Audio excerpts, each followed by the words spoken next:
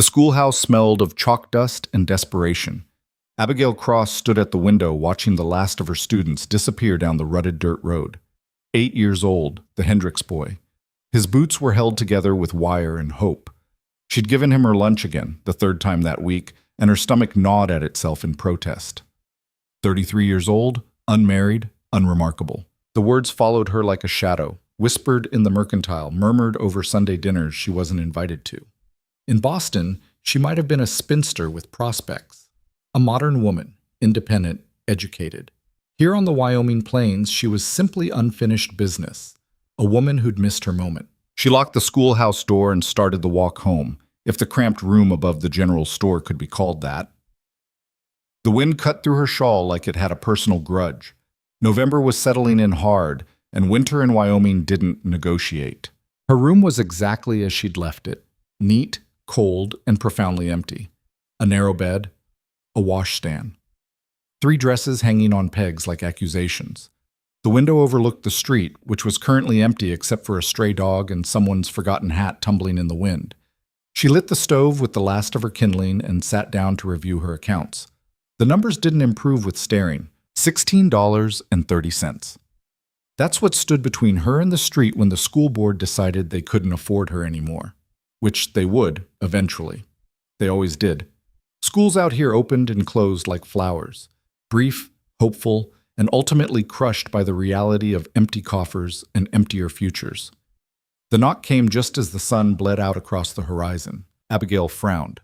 No one visited her. She was respected, certainly. Parents nodded, shopkeepers were polite. But respect and friendship were different currencies, and she was bankrupt in the latter. She opened the door to find a man she recognized but didn't know. Cole Maddox stood in the hallway looking like he'd rather be anywhere else. Tall, broad-shouldered, with the kind of face that suggested smiling would crack it. She'd seen him in town exactly 3 times in 2 years. Always alone, always purposeful, always gone before anyone could engage him in the kind of meaningless conversation that passed for community here. "Miss Cross." His voice was rough, like he didn't use it often. "Mr. Maddox." She didn't invite him in. Propriety was one of the few things she still had. "I need to speak with you. It's business."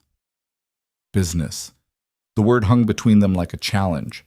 She should have closed the door, should have cited propriety, the hour, the complete impropriety of a single man visiting a single woman's room. Instead, she heard herself say, "You have 5 minutes." He stepped inside and the room immediately felt smaller.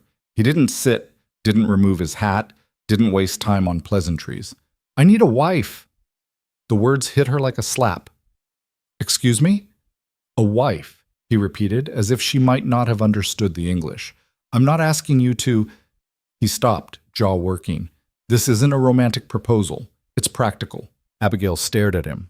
In novels, this was where the heroine would swoon or blush or do something charmingly feminine. She felt none of those things. Mostly, she felt tired. "Why me?" "You're educated, independent. You don't seem the type to have illusions about marriage." He said it like he was listing the qualities of a good horse. "And you need security." "How presumptuous of you to it. You're about to lose this room. The landlord's already told half the town he's renting it to the new surveyor come spring. Your teaching salary barely covers food, let alone rent and fuel." He wasn't gloating, just stating facts. "Winter's coming. You won't survive it alone." The truth of it burned worse than the cold. "And what exactly do you get from this arrangement?" Her voice was sharper than she intended. "Legitimacy, a stake in the community, the kind of stability that comes with a family, even a manufactured one." He met her eyes directly. "There's a man, Victor Hale, who's been trying to push me off my land for years. Lone ranchers are easy targets. Married men with families are harder to dislodge. So I'm a shield. We both are." He pulled a folded paper from his pocket. "I had a contract drawn up. Separate rooms. Mutual respect. You keep teaching if you want or manage the household. Your choice. I provide housing, food, security. If either of us wants out after a year, we dissolve it quietly. No questions." She should have thrown him out, should have been insulted, outraged, scandalized. Instead, she took the paper. The contract was surprisingly thorough, clinical even. It read less like a marriage proposal and more like a business merger, which she supposed it was. There was even a clause about asset division should the arrangement end. "I need an answer by tomorrow," Cole said. "Hale's making moves. I can't wait." "Tomorrow?" "I'm not asking you to love me, Miss Cross. I'm asking you to survive. There are worse foundations for a marriage." He left without another word, and Abigail stood in the silence holding a contract that would change everything. She didn't sleep that night. Instead, she sat by the window watching the stars wheel overhead, thinking about the path that had led her here. Boston, the engagement, James with his easy smile and easier lies. She'd been 25 when she discovered he was already married, had been for 3 years, with 2 children he'd never mentioned. The scandal had been exquisite, whispered about in parlors, dissected over tea. Poor Abigail Cross, so desperate to marry she hadn't seen the obvious signs. The university where she'd taught let her go quietly. Her family suggested she might be more comfortable elsewhere. Elsewhere had turned out to be Wyoming. The frontier, they said, was more forgiving. They'd been wrong about that, but she'd been too proud to go back. 8 years. 8 years of teaching other people's children, eating alone, saving money that evaporated like morning dew. 8 years of proving she didn't need anyone. And now this. A marriage of convenience to a man she didn't know. For the sake of survival, she was too stubborn to admit she needed. The knock came at dawn. This time, it was gentle, almost apologetic. Abigail opened the door already knowing what she would say, knowing and hating herself a little for it. Cole Maddox stood there with the minister. "I brought Reverend Walsh," Cole said, "in case you wanted this settled quickly. But if you need more time, no." The word came out stronger than she felt. "I don't need more time." The ceremony lasted 7 minutes. Reverend Walsh, bless him, tried to inject some warmth into the proceedings. He talked about partnership, about building a life together, about the sacred bonds of matrimony. Cole looked like he was enduring a tooth extraction. Abigail felt oddly detached, as if she were watching someone else make this catastrophic decision. "Do you, Cole Maddox, take this woman to be your lawfully wedded wife?" "I do." "Do you, Abigail Cross, take this man to be your lawfully wedded husband?" She thought about her empty room, her dwindling savings, the winter coming down like a hammer.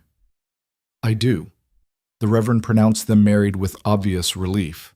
Cole paid him, thanked him, and ushered him out with the efficiency of a man completing a transaction. Then they were alone. "I have a wagon outside," Cole said, "for your things." Her things. 2 trunks, a hat box, and a life's worth of carefully maintained dignity. The ride to the ranch took 3 hours. Neither of them spoke much. What was there to say? They just entered into what might be the most honest marriage in Wyoming. No love, no illusions, just 2 people making a calculated gamble against the odds. The ranch, when it finally appeared on the horizon, was bigger than she'd expected. A sprawling house, weathered but solid. Barns, corrals, outbuildings arranged with military precision. Land that stretched until it hit sky. "How much of this is yours?" she asked. 2,000 acres, give or take." He pulled the wagon to a stop. "Most of it's grazing land. I run cattle, some horses. Had help until last spring." "What happened last spring?" "They left." He didn't elaborate.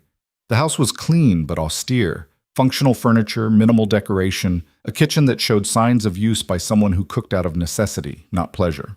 A sitting room with a fireplace large enough to roast a pig. "Your room's upstairs," Cole said, already carrying her trunk. "Second door on the right. Mine's at the end of the hall. There's a lock on your door, if you want it." The room was surprisingly spacious. A real bed, not a cot. A wardrobe, a dresser, a chair by the window. The window itself overlooked the western pasture, where cattle moved like dark water against the grass. "I'll let you settle in," Cole said from the doorway. "Dinner's at 6, nothing fancy." He was gone before she could respond. Abigail sat on the bed, her bed, in her room, in a house she now legally shared with a stranger, and tried to process what she'd just done. She'd married him. Actually married him. A laugh bubbled up, slightly hysterical. This morning she'd been Miss Cross, respected schoolteacher. Now she was Mrs. Maddox, wife to a man she'd spoken to for maybe 20 minutes total. The laugh died quickly. She unpacked methodically, hanging dresses in the wardrobe, arranging her few books on the dresser, placing her mother's photograph beside the bed. Small acts of domesticity that felt like lies. Dinner was beef stew and silence. Cole served generous portions and ate like a man used to solitude. Abigail picked at her food, hyper-aware of every sound, the scrape of spoons, the tick of the clock, the wind testing the windows. "The school," she said finally. "I'd like to continue teaching." "Fine. I'll need the wagon twice a week, Mondays and Thursdays. Take it whenever you need it." More silence. "Is there anything you need me to do?" The question felt absurd. "Here, around the ranch."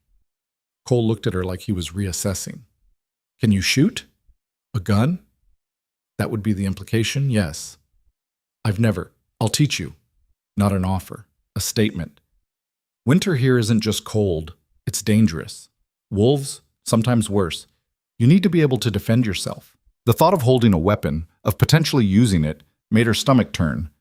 But she nodded. "Tomorrow then," Cole said. "After breakfast." The meal ended. Cole cleared the dishes, didn't ask her to, just did it, and disappeared into what she'd learned was his study. Abigail retreated to her room and locked the door. The first week passed in awkward adjustments. Cole rose before dawn, worked until dark, spoke in sentences that rarely exceeded 5 words. Abigail tried to establish routines, cooking breakfast, managing the house, preparing lessons for the school days she still maintained. They orbited each other like planets, sharing space but never truly connecting. The shooting lessons were brutal. Cole handed her a rifle the first morning, showed her how to load it, and pointed at a fence post 50 yards out. "Hit that." She missed, repeatedly. The recoil bruised her shoulder. The noise made her ears ring. Cole watched without comment, occasionally adjusting her stance, her grip, her breathing. Again. By the end of the first week, she could hit the post. By the end of the second, she could hit it consistently. "Good enough," Cole said, which she'd learned was high praise. The town noticed, of course. News of their marriage spread like wildfire. Mrs. Patterson from the Mercantile couldn't hide her shock. "So sudden," she kept repeating, like Abigail might not have noticed.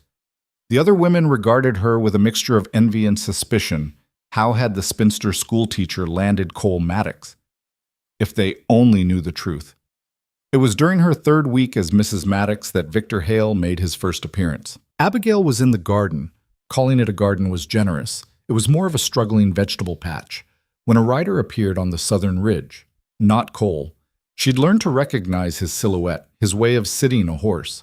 This man rode like he owned the world. He was older than Cole, maybe 45, with silver threading his dark hair and clothes too fine for ranch work. He dismounted with theatrical grace and removed his hat. "Mrs. Maddox, I presume." His voice was smooth, educated. "Victor Hale, I own the land adjacent to your husband's property." The pause before husband was deliberate. "Mr. Hale." She didn't offer her hand. "I wanted to extend my congratulations on your marriage. Quite the surprise to everyone in the county." His smile didn't reach his eyes. "Cole's been a bachelor for so long, we'd all given up hope." "How kind of you to visit." "I also wanted to welcome you personally. The frontier can be isolating for a woman of culture. I host a dinner every month, the educated class, such as it is out here. I'd be delighted if you and Cole would attend." It was a test. She could see it in the way he watched her, measuring her response. "I'll discuss it with my husband." "Of course." He replaced his hat. "I'll send a formal invitation. It really would be a shame for you to miss it. We have so few opportunities for civilized conversation out here." He left trailing implications like breadcrumbs. Cole found her still standing in the garden 20 minutes later. "What did he want?" "To congratulate us. And invite us to dinner." Cole's expression darkened. "We're not going." "He knows." "Knows what?" "That this isn't real." She met his eyes. "Maybe not the details, but he suspects. The way he talked, the way he looked at me. He's testing for weaknesses." Cole was quiet for a long moment. "Hale's been trying to buy this land for 5 years. My father refused to sell. After he died, Hale assumed I'd fold. When I didn't, he started looking for leverage." "What kind of leverage?" "Legal challenges, property disputes. He's claimed water rights, grazing rights, tried to prove my deed was fraudulent." Cole's jaw tightened. "He's careful. Always just inside the law, always with witnesses and documentation. But he's patient. He'll wait for a crack, then drive a wedge through it. And our marriage is a crack. Not if we make it convincing. The words hung between them, heavy with implication. That night, they had their first real conversation. It happened almost by accident. Abigail came downstairs for water and found Cole in the sitting room reading by lamplight. Not ranch accounts or legal documents, an actual book, Dickens, unless she was mistaken. "You read," she said, then immediately felt foolish. Of course he read. "My mother was a teacher, before." He didn't explain before what. "She believed in education, made my father build a library." "May I see it?" He looked surprised, but stood, leading her to a room she hadn't yet entered. Floor-to-ceiling shelves packed with volumes. Literature, history, science. More books than some town libraries. "This is remarkable," she breathed, running her fingers along the spines. "I never expected—" Expected what? That a rancher might value books? There was an edge to his voice. "No, most of the men here aren't me." He said it simply, without arrogance. "I'm not most men." She pulled out a volume, Emily Bronte. "Have you read this?" "Twice." "You?" "3 times." The corner of his mouth twitched, almost a smile. They talked about books until midnight, about characters and themes, about the difference between Dickens and Austen, about whether the Bronte sisters had truly understood passion or merely imagined it. Cole was surprisingly well read, his opinions sharp and well defended. Abigail found herself arguing with genuine enthusiasm for the first time in years. When she finally went to bed, she felt something unfamiliar. Interest. Not romantic interest, she wasn't that foolish, but intellectual curiosity, the sense that there might be more to Cole Maddox than a convenient solution to her problems. The following weeks established new patterns.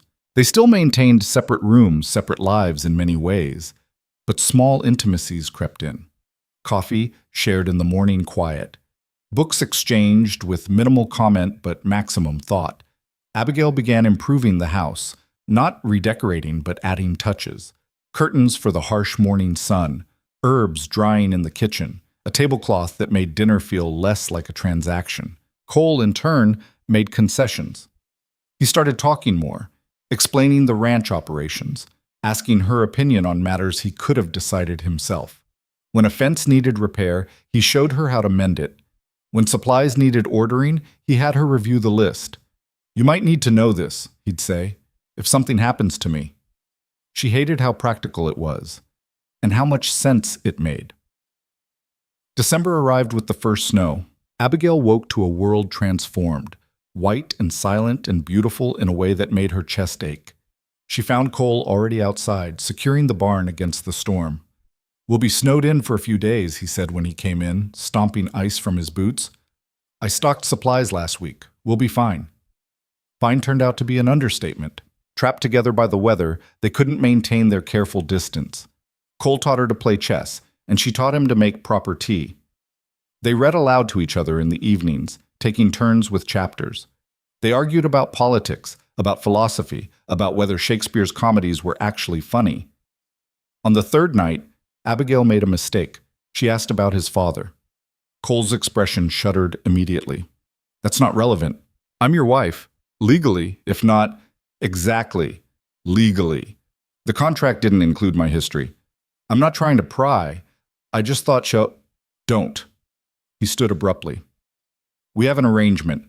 It works because we maintain boundaries. Don't confuse proximity with intimacy." He left her sitting there, feeling slapped. But the next morning, he left a book on her door handle. A collection of poems. Inside the front cover, in careful handwriting, "I'm sorry." She didn't mention it. Neither did he. But that evening, he stayed for tea after dinner. "My father," he said suddenly, staring into his cup, "was not a good man. He built this ranch through methods I'm not proud of. When he died, I inherited not just the land but his enemies, his debts, his sins." "What kind of sins?" "The kind that don't wash off." He looked at her. "Victor Hale hates me because my father destroyed his father. Legally, financially, and eventually, literally. The elder Hale drank himself to death after losing everything to my father in a property dispute. Victor spent 20 years planning his revenge. Abigail absorbed this. So our marriage makes it harder for him to claim I'm a temporary obstacle. Families have legacy. Bachelors are just obstacles to be removed. Have you told the law? The law? Cole laughed bitterly. The sheriff's in Hale's pocket. The judge owes him money. Out here, the law is whatever Hale says it is. Then why stay? Why not sell, move somewhere? Because this is mine. The ferocity in his voice surprised her. Not my father's. Mine. I've spent 8 years trying to do it right, to build something that isn't tainted by what he did. I won't let Hale take that. I won't let him win. It was the most he'd ever told her, the most he'd ever revealed. Abigail reached across the table and placed her hand over his. He stared at it like she'd placed a snake there. Cole, we're in this together. That was the agreement. The agreement was practical. And this is practical. She squeezed his hand. If Hale is as dangerous as you say, I need to know everything, all of it, so I can help. You shouldn't have to, but I do. Because like it or not, his fight with you is now his fight with us. Something shifted in his expression.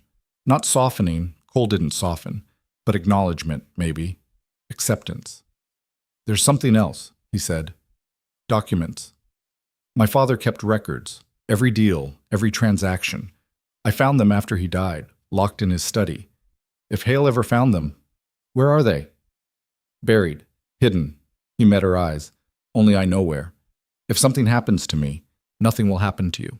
If it does, he continued, there's a map. In my desk, false bottom, left drawer. The documents prove everything. Hale's father's claim was legitimate.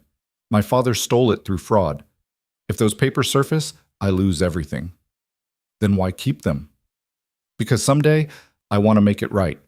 Pay back what was stolen, or at least acknowledge it. But not yet. Not while Hale's alive and hunting for ammunition. It was trust, Abigail realized. Fragile and conditional, but real. She thought about James, who'd hidden a wife and children, about promises that had turned to ash. I won't betray you, she said. I know. He pulled his hand away gently. That's why I married you. Christmas came quietly. Abigail had never been one for elaborate celebrations, but she tried. A small tree from the woods decorated with paper ornaments. A special dinner, roast chicken instead of stew. She'd even found a gift, a new journal, leather-bound, for his ranch records. Cole seemed genuinely surprised. You didn't have to. I wanted to. He disappeared and returned with a package wrapped in brown paper. Inside was a set of watercolors and fine paper. I noticed you looking at the art supplies in town. Thought you might. She hadn't painted in 8 years. Not since Boston, since the scandal, since she'd decided that creative frivolities were luxuries she couldn't afford. Thank you, she managed, throat tight. They spent the evening by the fire. Abigail attempted a landscape while Cole pretended to work on his accounts, but mostly watched her paint. It was domestic and strange and oddly comfortable. You're good at that, he said. I'm rusty. Still good. She looked at him, really looked. At the strong jaw and serious eyes and the way the firelight softened his harsh features. At the man who'd proposed a marriage of convenience and then gave her back pieces of herself she'd forgotten. Cole? The knock at the door shattered the moment. Cole was on his feet instantly, hand moving to the rifle above the fireplace. Stay here. But Abigail followed anyway, instinct overriding caution. The man at the door was one of Hale's ranch hands. She'd seen him in town. He looked nervous, shifting his weight like the porch might collapse. Mr. Maddox, Mr. Hale sent me with a message. Deliver it. The hand swallowed. He says to tell you he's filing a new claim. Says your deed's invalid. Says there's evidence your father's original purchase was fraudulent and the land legally belongs to the Hale estate. Says you got 30 days to vacate or he'll have the sheriff remove you. The silence that followed was arctic. Tell Hale, Cole said, voice deadly calm, that I'll see him in hell first. The ranch hand practically ran to his horse. Cole closed the door and stood there, not moving, barely breathing. He's bluffing, Abigail said. He has to be. He can't just... He can if he has proof. Cole's hands clenched. If he found something, some document my father missed, some witness willing to testify, then we fight. We get a lawyer. We... With what money? Do you know what lawyers cost? What a court battle would cost? He laughed, a harsh sound. Hale's been planning this for years. He'll have everything documented, every argument prepared, and I'll have what? Books? Good intentions? You have me. He looked at her like she'd spoken a foreign language. You have me, she repeated. I'm your wife. That has to count for something, legally, socially. It counts for nothing if we lose the land. His voice broke slightly. This ranch is all I have. It's all I've ever had that wasn't tainted by him. And now, Abigail made a decision. She crossed the room and took his face in her hands, forcing him to look at her. Listen to me. We are not losing this ranch. We are not giving Hale the satisfaction. We're going to fight him, and we're going to win. How? I don't know yet, but we will. She held his gaze. That's what partners do. They figure it out together. Something cracked in his expression. The walls he'd built so carefully started to crumble. I don't know how to do this, he said quietly. Partners. Together. I've been alone so long. Then we'll learn together. For a moment she thought he might pull away, might retreat behind those walls and shut her out. Instead, he leaned forward and rested his forehead against hers. Not a kiss. Something more honest than that. A surrender. They stood there in the lamplight, two people who'd married for survival discovering that maybe, possibly, they'd found something worth fighting for. Outside, the snow continued to fall, and somewhere in the darkness, Victor Hale was plotting their destruction. But for tonight, in this moment, they had each other. It would have to be enough. The morning after Hale's threat arrived, Abigail woke to find Cole already gone. His boots weren't by the door, his coat missing from the hook. The coffee pot sat cold on the stove. She dressed quickly and found him in the barn, mucking stalls with the kind of violent energy that suggested he'd been at it for hours. His shirt was soaked with sweat despite the December cold. You didn't sleep, she said. Didn't see the point. He didn't stop working. Sleep won't change the situation. Neither will destroying yourself. He finally looked at her, and the exhaustion in his face made her chest tighten. I keep thinking there has to be something I missed, some angle, some defense, but I go through it all and I keep coming back to the same conclusion. My father was a thief, and Hale knows it. Abigail stepped into the stall, ignoring the smell and the muck. Tell me everything, every detail of how your father got this land. What good will that tell me? So he did. The story spilled out in fragments. His father, Samuel Maddox, had arrived in Wyoming in 1855 with nothing but ambition and a talent for finding weaknesses. The Hale family, Victor's grandfather, then his father, had owned a prosperous ranch, well-watered and strategically positioned. Samuel had worked for them initially, learning the operation, earning trust. Then came the scheme. He forged a debt, Cole said flatly. Made it look like the elder Hale had borrowed money from a bank in Denver, created documentation, bribed a clerk, even manufactured correspondence. When he called in the debt, the Hales couldn't pay. The ranch went to auction. My father was the only bidder. But surely someone investigated. Who? The nearest federal marshal was 200 miles away. The local authorities were whoever had the most guns and money. By the time anyone questioned it, my father had the deed, and the Hales were ruined. He threw the pitchfork aside. Victor's grandfather died within a year. His father took to drink, like I said. Victor himself was just a boy, but he remembered.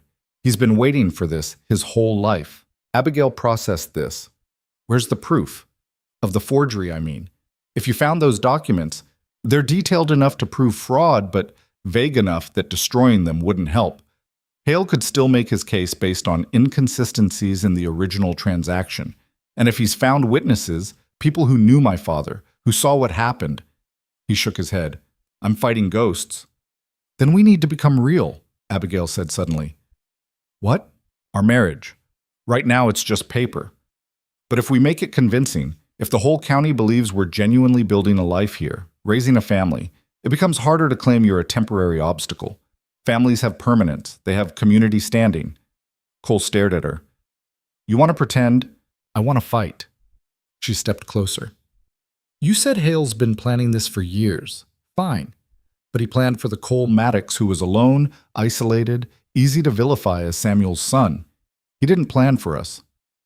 Us, Cole repeated, like testing the word. Partnership. That's what we agreed to. She held his gaze. Let's make him see it. The shift started small. That Sunday, they attended church together for the first time. Cole had avoided it since their marriage, claiming ranch work. But now he sat beside Abigail in the third pew, hand resting on the small of her back as they stood for hymns. The touch was light, respectful, but visible. The congregation noticed. After the service, they lingered instead of fleeing. Cole introduced Abigail to ranchers he'd barely spoken to in years. She charmed the minister's wife with a discussion about educational reforms. They accepted an invitation to Sunday dinner at the Hendricks farm, the family whose boy Abigail still sometimes fed. You're good at this, Cole murmured as they drove home that evening. At what? Being a wife. The convincing kind. Something in his tone made her look at him. It's not entirely an act. He didn't respond, but his hands tightened on the reins. The town started talking, but this time the gossip worked in their favor. The spinster and the hermit, people said, had turned out to be a surprisingly solid match. Mrs. Maddox had softened her husband's rough edges. Mr. Maddox had given his wife security and purpose. They were seen together at the mercantile, the feed store, the post office. Small touches, casual conversation, the easy shorthand of couples who knew each other. None of it felt entirely false anymore, which terrified Abigail more than she wanted to admit. 2 weeks after Hale's threat, the invitation arrived. It was printed on expensive paper, delivered by a boy who waited for a response. Victor Hale requested the pleasure of their company at his annual New Year's dinner, formal attire, 8 o'clock, regrets not accepted. It's a trap, Cole said immediately. Of course it is. Abigail studied the invitation. But refusing would look weak, like we're afraid. We should be afraid. Hale doesn't do anything without 3 layers of strategy. Then we'll have 4. She met his eyes. We accept.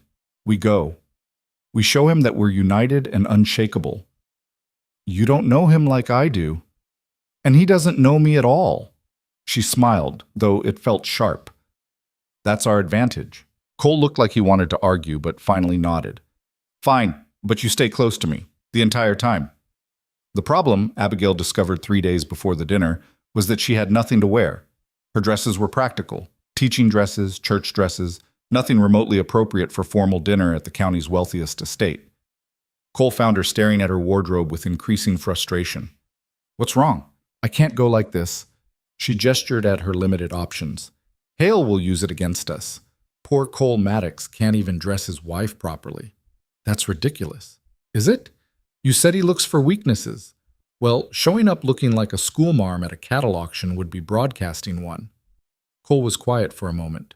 Then he pulled money from his pocket. More money than she'd seen him carry. Go to town. Buy what you need. Cole, I can't. Yes, you can. We're supposed to be convincing, remember? He pressed the bills into her hand. Make Hale see what he's up against. The dressmaker in town, Mrs. Chen, had exactly one formal gown available. A deep green silk that another customer had ordered, then abandoned. It fit Abigail almost perfectly with minor alterations. You'll be the most beautiful woman there, Mrs. Chen said, pinning the hem. Abigail doubted that, but when she saw herself in the mirror, the way the color brought out her eyes, the way the cut flattered instead of hid, she felt something unfamiliar. Not quite confidence, but its shadow. Cole's reaction when she descended the stairs New Year's Eve confirmed it. He'd been adjusting his tie. He owned exactly one formal suit, rarely worn, but stopped mid-motion when he saw her. Just stopped and stared. Is it too much? She asked, suddenly uncertain. No. His voice was rough. It's perfect. The drive to Hale's estate took 40 minutes. Neither of them spoke much, tension coiling tighter with each mile. Cole's jaw was set, his hands white-knuckled on the reins. Abigail kept smoothing her skirt, a nervous habit she couldn't break. Remember, Cole said as the house came into view, we're a united front. Whatever he says, whatever he implies, we don't break, I know. Hale's home was massive, a monument to wealth and power that dwarfed every other structure in the county. Light blazed from every window. Carriages lined the drive. Music and laughter drifted through the cold air. A servant took their coats. Another directed them to the receiving line. Victor Hale stood at the center of his domain like a king holding court. He was dressed impeccably, silver hair gleaming, smile wide and welcoming. Everything about him screamed refined civilization, which made him more dangerous, not less. Mr. and Mrs. Maddox. He clasped Cole's hand with theatrical warmth. I'm delighted you could make it. And Mrs. Maddox. He took Abigail's hand, holding it a fraction too long. You are radiant. Matrimony clearly agrees with you. Mr. Hale. Abigail extracted her hand smoothly. Thank you for the invitation. I wouldn't dream of celebrating without you. After all, we're neighbors. Practically family. His eyes slid to Cole. Though I suppose that's a complicated word these days, isn't it? Family? Not particularly, Cole said evenly. No? I would have thought, given recent developments, family ties might feel rather tenuous. Hale's smile never wavered. But perhaps I'm mistaken. You two certainly seem devoted. The implication hung there, poisonous. Devotion comes easily when you've chosen well, Abigail said before Cole could respond. My husband is a man of integrity. It makes everything else quite simple. Hale's eyes sharpened with interest. Integrity? What a quaint notion. I prefer effectiveness myself. He gestured toward the dining room. Please, enjoy the evening. We'll have plenty of time to talk later. It was a dismissal and a threat. The dinner was elaborate. 7 courses, fine wine, conversation that sparkled with intelligence and underlying cruelty. Abigail found herself seated between a banker's wife and a cattle baron, both of whom seemed more interested in probing her background than making genuine conversation. Boston, you said? The banker's wife, Mrs. Hartford, asked. How cosmopolitan.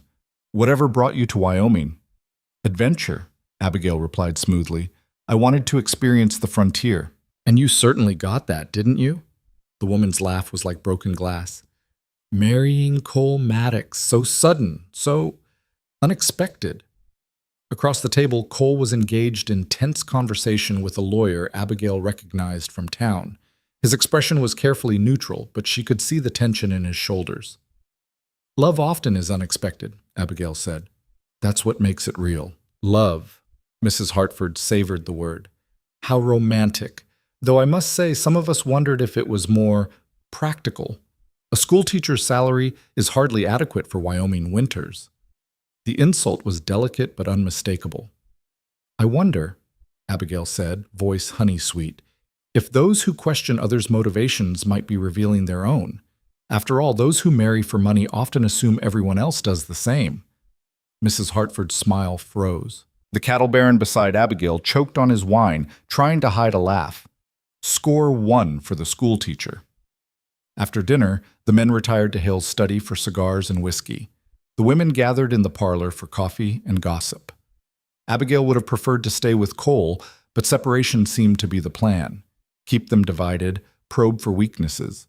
She wouldn't give Hale the satisfaction. The women's conversation was predictably vicious. Thinly veiled comments about marriages, ranches, the financial stability of various families. Abigail navigated it with the same skills she used managing difficult parents at school board meetings. Smile, deflect, never show blood.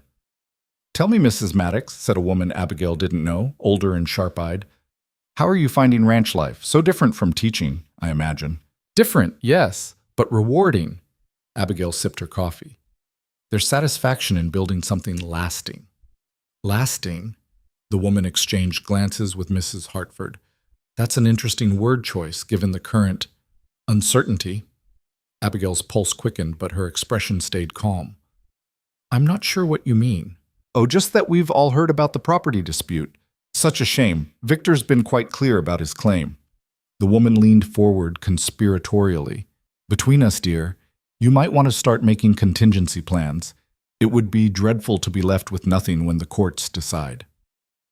So that was it. Hale had planted the narrative already. The Maddox Ranch was doomed. The marriage a desperate gambit that wouldn't save them. How kind of you to be concerned, Abigail said. But my husband and I are quite secure in our position.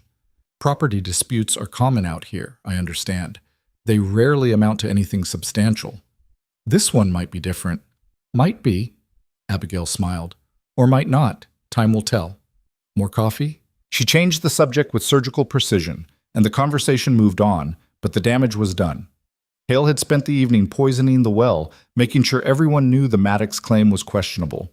When the men finally rejoined them, Cole looked like he'd survived a battle. He found Abigail immediately, his hand settling on her shoulder, a gesture that looked protective but felt like an anchor. "Ready to leave?" he asked quietly. More than. They made their excuses. Early morning, ranch duties.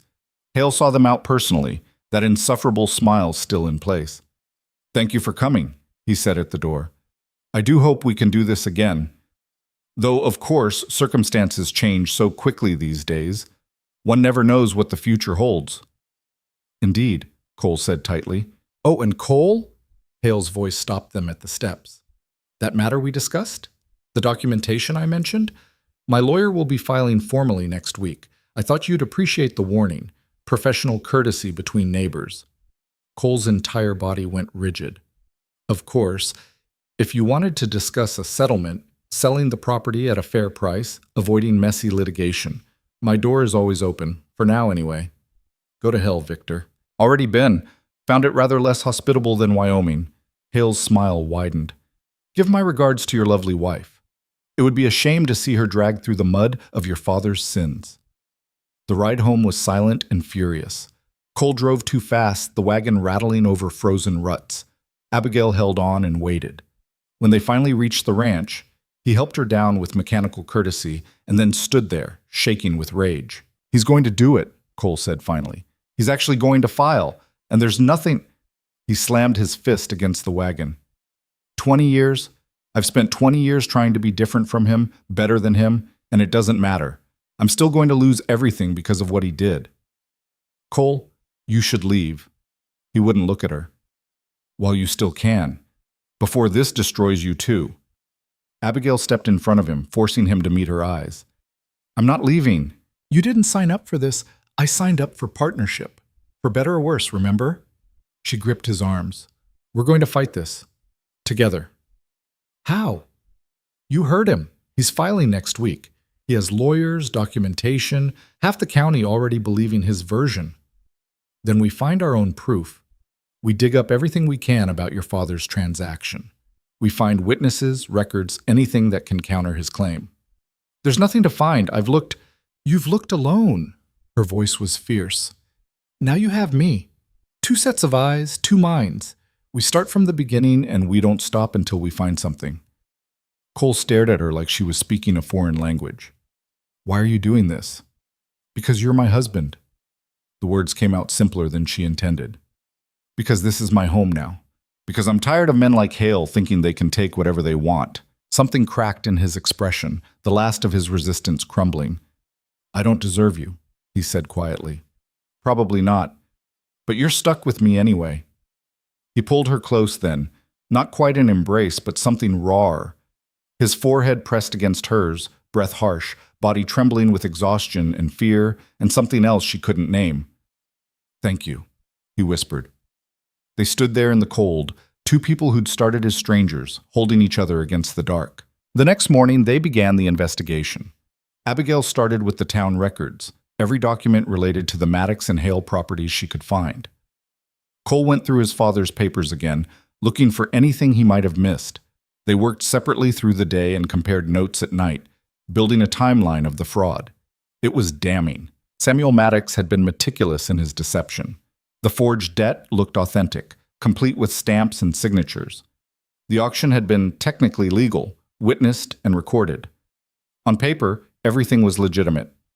"That's the genius of it," Abigail said, spreading documents across the kitchen table. "He didn't forge the entire transaction. He just created one false document, the debt itself, and let the legal system do the rest." "So proving fraud means proving that specific document is fake," Cole said, "which we can't do without the original, which probably doesn't exist anymore. Unless someone kept records. The bank in Denver closed 15 years ago. I checked." Abigail sat back, frustrated. "There has to be something. Some inconsistency, some witness who remembers. Everyone who might remember is dead or paid off." Cole's voice was hollow. "My father made sure of that." They worked in defeated silence for a while. Then Abigail noticed something. "What's this?" She pointed to a notation on one of the auction documents. "It says the property description was amended post-sale." Why would that happen? Cole leaned over. I never noticed that before. It's subtle. But look, the boundary description changed slightly. Added a section about water rights that wasn't in the original filing. Meaning what? Meaning maybe your father didn't just steal the ranch? Maybe he stole more than the official records show. Her mind was racing now. If he amended the property description after the fact, added land that wasn't part of the original auction, that's a different kind of fraud. One we might be able to prove. Cole was catching on. If we can find the original survey, compare it to the amended version, we show a pattern of deception that calls the entire transaction into question. It wasn't much, but it was something. Over the next week, they pursued every lead. Cole rode to the county seat to search survey records. Abigail interviewed old-timers in town, anyone who might remember the original property lines. They worked separately, efficiently, like soldiers executing a campaign. But the evenings were different. They'd reconvene at the ranch, exhausted and often frustrated, and Abigail would cook while Cole built up the fire. They'd eat and strategize, but somewhere between dinner and sleep, something else happened. Conversations that drifted from legal strategy to books, from property disputes to personal histories. Cole told her about his mother, dead when he was 12, but present in every book on those shelves. Abigail told him about Boston, about James, about the humiliation that had driven her west. He didn't deserve you, Cole said when she finished. Neither did Boston. Wyoming does, though. He looked at her across the table. You're tougher than any of us. Smarter, too. Flattery won't... It's not flattery. It's fact. His expression was serious. When this is over, however it ends, I want you to know that marrying you was the best decision I ever made, even if it was for the wrong reasons. Abigail's breath caught. Cole, I mean it. You've given me something I didn't know I needed. Partnership, yes, but also... He struggled for words. Hope. The sense that maybe I'm not just my father's son, that I can build something real. She reached across the table and took his hand. You're not your father. You never were. How do you know? Because your father would have sold to Hale by now, taken the money, and run. She squeezed his fingers. But you're still here. Still fighting. That's not Samuel Maddox. That's you. He turned her hand over, studying it like he'd never seen it before. Calloused from ranch work now, not the soft teacher's hand she'd had 3 months ago. When this started, he said slowly, I told myself it was just practical, a business arrangement. But somewhere along the way, I know, she whispered. Me too. He looked up, and the vulnerability in his eyes nearly broke her. I'm falling in love with you, he said, raw, honest, terrified. I didn't plan to. I didn't want to. But I am. Abigail's heart was pounding so hard she could barely hear her own response. That makes 2 of us. The kiss, when it came, was nothing like she'd imagined. Not soft or tentative. It was desperate and hungry. 3 months of tension finally breaking free. Cole stood, pulling her with him, and suddenly they were pressed together with nothing gentle about it. Upstairs, he breathed against her mouth. Yes. They barely made it to his room, clothes shed, hands exploring, mouths finding skin. It was frantic and messy, and absolutely nothing like the careful distance they'd maintained. Later, lying tangled in sheets with Cole's arm around her waist, Abigail felt something shift into place. This had stopped being pretend somewhere between Christmas and tonight, stopped being a contract and become something real. No regrets? Cole asked quietly. Only that we waited so long. He laughed, the sound rumbling through his chest. Practical to the end. One of us has to be. They lay there in the dark, and for the first time since Hale's threat arrived, Abigail felt something besides fear. She felt ready. The morning brought clarity and urgency. Cole found the survey discrepancy. The original property description was 50 acres smaller than what Samuel had eventually claimed. The amendment had been filed 6 months after the auction, quietly, with minimal documentation. This is it, Abigail said, studying the papers. This proves he manipulated the records. It proves he amended a legal document, not necessarily that he did it fraudulently. But combined with everything else, the suspicious timing, the forged debt, the pattern of deception, it builds a case. Maybe, if we had a lawyer willing to take on Hale. That was the problem. Every lawyer in the county either worked for Hale or owed him money. Going to court meant finding outside representation, which meant money they didn't have and time they were running out of. Then we go public, Abigail said. We take this to the newspaper, to the community, make it so visible that Hale can't bury it. The newspaper's editor is in Hale's pocket, I know, but there's a territorial paper, and we have facts, documents. If we make enough noise, someone will listen. It was risky. Going public meant exposing everything. Samuel's fraud, their investigation, their precarious legal position, but staying silent meant letting Hale win by default. Together? Cole asked. Always? They spent the next 2 days preparing their case, organizing documents, crafting their statement. Abigail wrote it. Her teacher's training made her skilled at clear, persuasive arguments. Cole verified every fact, made sure every claim could be supported. On the third day, they rode to town together to send their story to the territorial newspaper. The editor at the local paper, Mr. Simmons, looked nervous when they walked in. Mr. and Mrs. Maddox, what can I do for you? We need to send a telegram, Abigail said, to the Territorial Gazette. Simmons paled. I'm not sure that's... Mr. Hale wouldn't appreciate... Mr. Hale doesn't own the telegraph lines, Cole said flatly. Yet. They sent the message along with a package of supporting documents. Then they waited. The response came faster than expected. The Gazette was interested, very interested. They were sending a reporter within the week to investigate. The editor's telegram was blunt. If half of what you claim is true, this is the biggest story in Wyoming. Word spread quickly. By evening, half the town knew the Maddoxes had gone to the territorial press. By morning, Hale knew. His response was immediate and vicious. 3 of his men showed up at the ranch at dawn, led by a foreman Abigail recognized from the New Year's party. They didn't dismount, just sat their horses at the edge of the property like a threat. Cole met them with his rifle visible, but not raised. Abigail stood beside him, her own weapon, the one he'd taught her to shoot, held with surprising steadiness. You're trespassing, Cole said. Mr. Hale sent us with a message, the foreman said. His name was Garrett, and his eyes were cold. He says you made a mistake going to the press. He says there are consequences for spreading lies. We haven't lied about anything. Mr. Hale says to tell you the sheriff will be serving eviction papers tomorrow. Says you've got 24 hours to clear out before he has you removed. On what authority? A court order. Judge Blackwell signed it this morning. Garrett's smile was unpleasant. Seems the evidence is pretty clear. The land's legally Hale property has been all along. Your father was a thief, and you're squatting on stolen ground. Cole's grip on the rifle tightened, but Abigail spoke first. Then we'll see him in court, with witnesses, documentation, and a territorial investigation backing our claim. Won't matter. Garrett shifted in his saddle. Judge is very clear. You're out tomorrow, one way or another. Tell Hale, Cole said, voice like iron, that he'll have to kill me to take this land. That can be arranged. The 3 men rode off, leaving dust and menace in their wake. Cole and Abigail stood in the yard, watching them disappear. He's forcing our hand, Abigail said, making us act before we're ready. Or he's scared. Cole lowered his rifle. We rattled him. That's why he's accelerating, which means we need to move faster. She turned to him. The reporter isn't coming for 5 more days. We need to stall somehow. We can't stall a court order.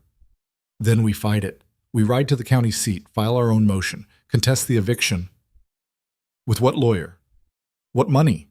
Abigail's mind was racing. What if we don't need a lawyer? What if I represent us? Cole stared at her. You're not a lawyer. No, but I can read, I can argue, and I understand the law well enough to file basic motions. She was already planning. We file an emergency stay, claim the eviction is based on fraudulent evidence, demand a full hearing. It might not work, but it'll buy time. This is insane. You have a better idea? He didn't, which was how 6 hours later they found themselves at the county courthouse with Abigail drafting legal documents in handwriting that shook slightly but stayed legible. The clerk looked skeptical but accepted their filing. Judge Blackwell will review this in the morning. We need an emergency hearing, Abigail insisted. The eviction is scheduled for tomorrow. Then you should have thought of that before now. The clerk's tone suggested he knew exactly who they were fighting. The judge keeps regular hours, 9 a.m. tomorrow. It would have to be enough. They spent that night preparing. Abigail rehearsed her arguments while Cole gathered every document that might support their case. Neither of them slept. Neither mentioned the possibility that tomorrow might end with them homeless, their fight over before it truly began. At dawn, Abigail stood at the bedroom window, Cole's bedroom, their bedroom now, watching the sun rise over land they might lose by nightfall. Cole came up behind her, arms wrapping around her waist. "Whatever happens today," he said quietly, "thank you for fighting, for staying. I'm not going anywhere." She leaned back against him. "We're in this together, remember?" "Together," he repeated. "I like the sound of that." They stood there as the light grew, two people who'd started as a transaction and become something neither had expected. Something worth fighting for. At 8:30, they headed to town for a hearing that would decide everything. And somewhere ahead, Victor Hale was waiting. The courthouse was already packed when they arrived. News traveled fast in a small county, and apparently the Maddox-Hale dispute had become the most entertaining thing to happen since the blizzard of '72. People lined the benches, crowded the doorway, craned their necks to see the parties involved. Victor Hale sat at the front with his lawyer, a slick man from Denver named Pemberton, who wore a suit that probably cost more than the Maddox Ranch earned in a year. Hale himself looked relaxed, confident, like a man watching a play whose ending he'd already written. He smiled when he saw Abigail and Cole enter. "Mrs. Maddox," he said pleasantly, "how brave of you to represent your husband, though I wonder if you fully understand what you're up against." "I understand perfectly, Mr. Hale." Abigail kept her voice level. "Which is why we're here." "Indeed." His eyes slid to Cole. "Last chance to settle this reasonably. Sell me the property at fair market value. Walk away with your dignity intact. Otherwise," he gestured to his lawyer. "Well, Mr. Pemberton is very thorough." "We're not selling," Cole said. "Pity." Hale's smile never wavered. "I did try." Judge Blackwell entered before anyone could respond. He was an older man, gray-bearded and stern, with the kind of face that suggested he'd seen everything and been impressed by none of it. He took his seat with deliberate slowness, surveyed the crowded courtroom, and banged his gavel once. "This is an emergency hearing on the matter of eviction notice served to Cole Maddox. I understand there's a motion to stay?" His eyes found Abigail. "Are you the petitioner, ma'am?" "I am, Your Honor. Abigail Maddox, representing my husband and myself." "You a lawyer, Mrs. Maddox?" "No, sir. But the law allows me to represent family members, and given the rushed nature of these proceedings, we had no time to secure outside counsel." Blackwell grunted. "Proceed. You have 10 minutes to state your case for why I shouldn't uphold this eviction." 10 minutes. Her hands were shaking as she stood, but her voice came out steady. "Your Honor, this eviction is based on fraudulent claims to property that has been in the Maddox family for 70 years. Mr. Hale alleges that the original sale was invalid, but his evidence relies on documents that are themselves suspect. We've uncovered proof that the property boundaries were illegally amended after the initial purchase, suggesting a pattern of deception that calls the entire transaction into question.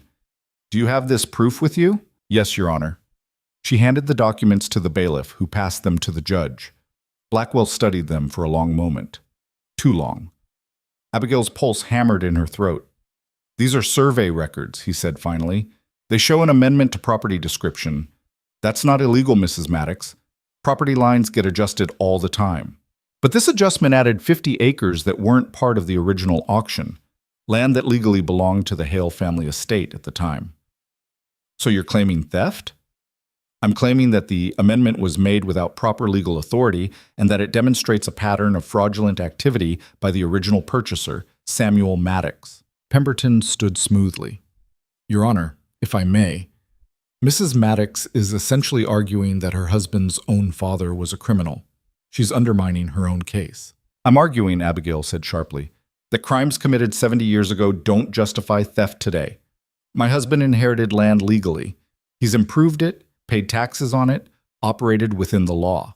Mr. Hale's claim is that historical fraud invalidates current ownership, but if that standard applied universally, half the properties in Wyoming would be in dispute. The difference," Pemberton said, "is that we have documented proof. The original debt that precipitated the sale was forged. We have testimony from descendants of witnesses who saw Samuel Maddox bribe clerks, falsify records. Hearsay and speculation. If I may finish, Mrs. Maddox.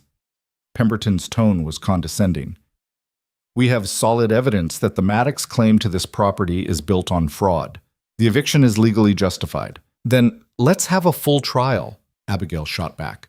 A proper hearing where both sides can present evidence, call witnesses, examine the documents thoroughly. This rush to eviction suggests Mr. Hale is afraid of what a real investigation might reveal. Or, Hale said from his seat, voice carrying across the courtroom, it suggests that justice delayed is justice denied. I've waited 20 years for the law to recognize what everyone knows, that the Maddox family stole my inheritance. I won't wait any longer. The courtroom murmured. Blackwell banged his gavel.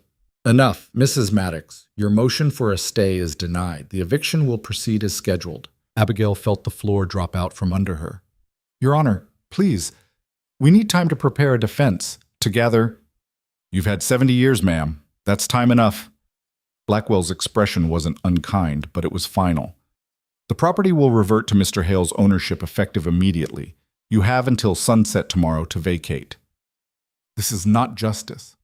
This is the law, and I suggest you follow it, Mrs. Maddox, before you find yourself in contempt. He stood. Court is adjourned. The gavel fell like a death sentence. Abigail stood frozen as the courtroom erupted in noise. People talking, arguing, speculating. Hale was already shaking hands with Pemberton, accepting congratulations. And Cole looked like he'd been shot. We need to go, he said quietly, taking her arm. They pushed through the crowd and out into the cold January air. Abigail couldn't feel her hands, couldn't feel anything except the crushing weight of failure. I'm sorry, she whispered. I thought if I could just make him listen, it wouldn't have mattered. Cole's voice was hollow. Blackwell was always going to rule for Hale, I knew that. I should have told you. Then why did we even try? Because you were right. We had to fight. He looked at her, and the devastation in his eyes made her chest ache. But we lost. They drove back to the ranch in silence. What was there to say? They had until sunset tomorrow to pack up their lives and leave. After that, the sheriff would come with Hale's men and physically remove them if necessary. Everything Cole had fought for, gone. The house felt different when they walked in. Already abandoned somehow. Already belonging to someone else. Abigail went straight to the kitchen and started pulling out crates. If they only had a day, they needed to use it. Pack what they could carry, sell what they couldn't, figure out where they'd even go. Cole disappeared into his study. She found him an hour later sitting at his father's desk with a bottle of whiskey and a revolver. Cole, I'm not going to use it. He didn't look up. Not on myself anyway, but I thought about it. For a minute there, I really thought about it. Abigail crossed the room and took the gun, placing it well out of reach. Then she sat beside him. We'll figure this out. How? We have no money, no home, nowhere to go. He laughed bitterly. You should have left when I told you to. Now you're tied to this disaster. I'm tied to you. There's a difference. Is there? He finally looked at her. I've destroyed your life, Abigail.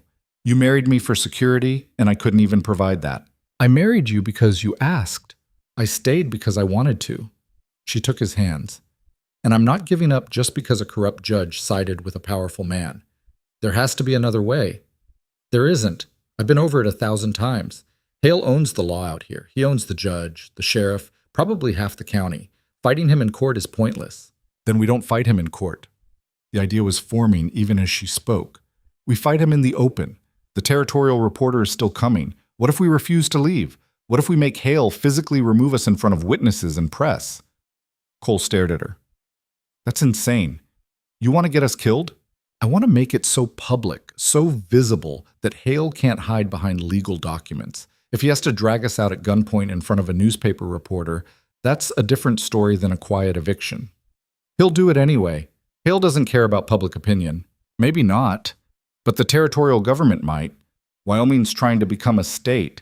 They can't afford scandals about powerful ranchers stealing land through corrupt courts. She was talking faster now, thinking it through. If we make enough noise, if we force them to pay attention, they'll watch us get evicted and write a sad story about it. Cole pulled away from her. I appreciate what you're trying to do, but it's over. We lost. No. Abigail stood, hands on her hips. I refuse to accept that. We didn't come this far just to give up because one judge sided with Hale. What else is there? We have no legal recourse, no money for appeals, no political connections. We have the truth. We have evidence. And we have a newspaper willing to listen. She started pacing. What if we gave them the whole story? Not just the land dispute, but everything. Your father's fraud, Hale's revenge, the corruption in the local courts. Make it so big they can't ignore it. That would destroy what's left of my family's name. Your family's name is already destroyed. Samuel did that himself. She stopped in front of him. But you're not Samuel, and maybe admitting what he did, owning it publicly, is the only way to move forward. Cole was quiet for a long time. Then he opened the desk drawer and pulled out a folded map. Remember when I told you about the documents? The ones my father kept? The ones that prove everything. If I give those to the reporter, there's no going back. Everyone will know what Samuel did, what he was. His hands trembled slightly. I've spent my whole life trying to distance myself from him, and this would tie me to him forever. Or it would prove you're nothing like him. Abigail knelt beside his chair. He hid the truth to protect himself. You'd be exposing it to pursue justice. That's the opposite of what he did. Hale would still win. The land would still be his. Maybe. But at least he'd have to claim it honestly, not through backdoor corruption. She took the map from his hands. And maybe, just maybe, if we make enough noise, someone in the territorial government will actually investigate. Force a real trial, one Hale can't control. It was a long shot. They both knew it. But it was the only shot they had left. Where are these documents? Abigail asked. In a cave, about 2 miles north, hidden in the rocks. Cole stood slowly. We'd have to go now, before Hale realizes we might have them. Then let's go. They rode out in the late afternoon, the sun already sinking toward the horizon. The cave was exactly where Cole said, tucked into a rocky outcropping, invisible unless you knew where to look. He crawled inside and emerged 10 minutes later with a metal box wrapped in oilcloth. Inside were documents that would change everything. Detailed records of Samuel's forgery, letters discussing the bribed clerks, even a confession of sorts, written late in his life, perhaps when guilt had finally caught up with him. It was all there, damning and complete. Why did he keep these? Abigail asked, scanning the papers by fading light. Guilt, maybe. Or insurance. Maybe he thought if the Hales ever came after him, he could use these to prove they were just as dirty. Cole's voice was flat. He was wrong. The Hales weren't dirty, they were just in the way. They rode back in darkness, carrying evidence that would destroy whatever remained of the Maddox reputation, but might buy them a chance at real justice. The reporter from the Territorial Gazette arrived the next morning, 3 days early and completely unexpected. His name was Daniel Ross, and he looked young, hungry, and deeply suspicious of everything. I heard there was an eviction happening, he said when Abigail opened the door. Figured I'd see it firsthand rather than wait for second-hand accounts. You're early. Good reporters usually are. He looked past her at Cole. You're Maddox? The one claiming Victor Hale is stealing your land? I'm claiming Hale is using corruption to take land that legally belongs to me. Cole stepped forward. And I have proof.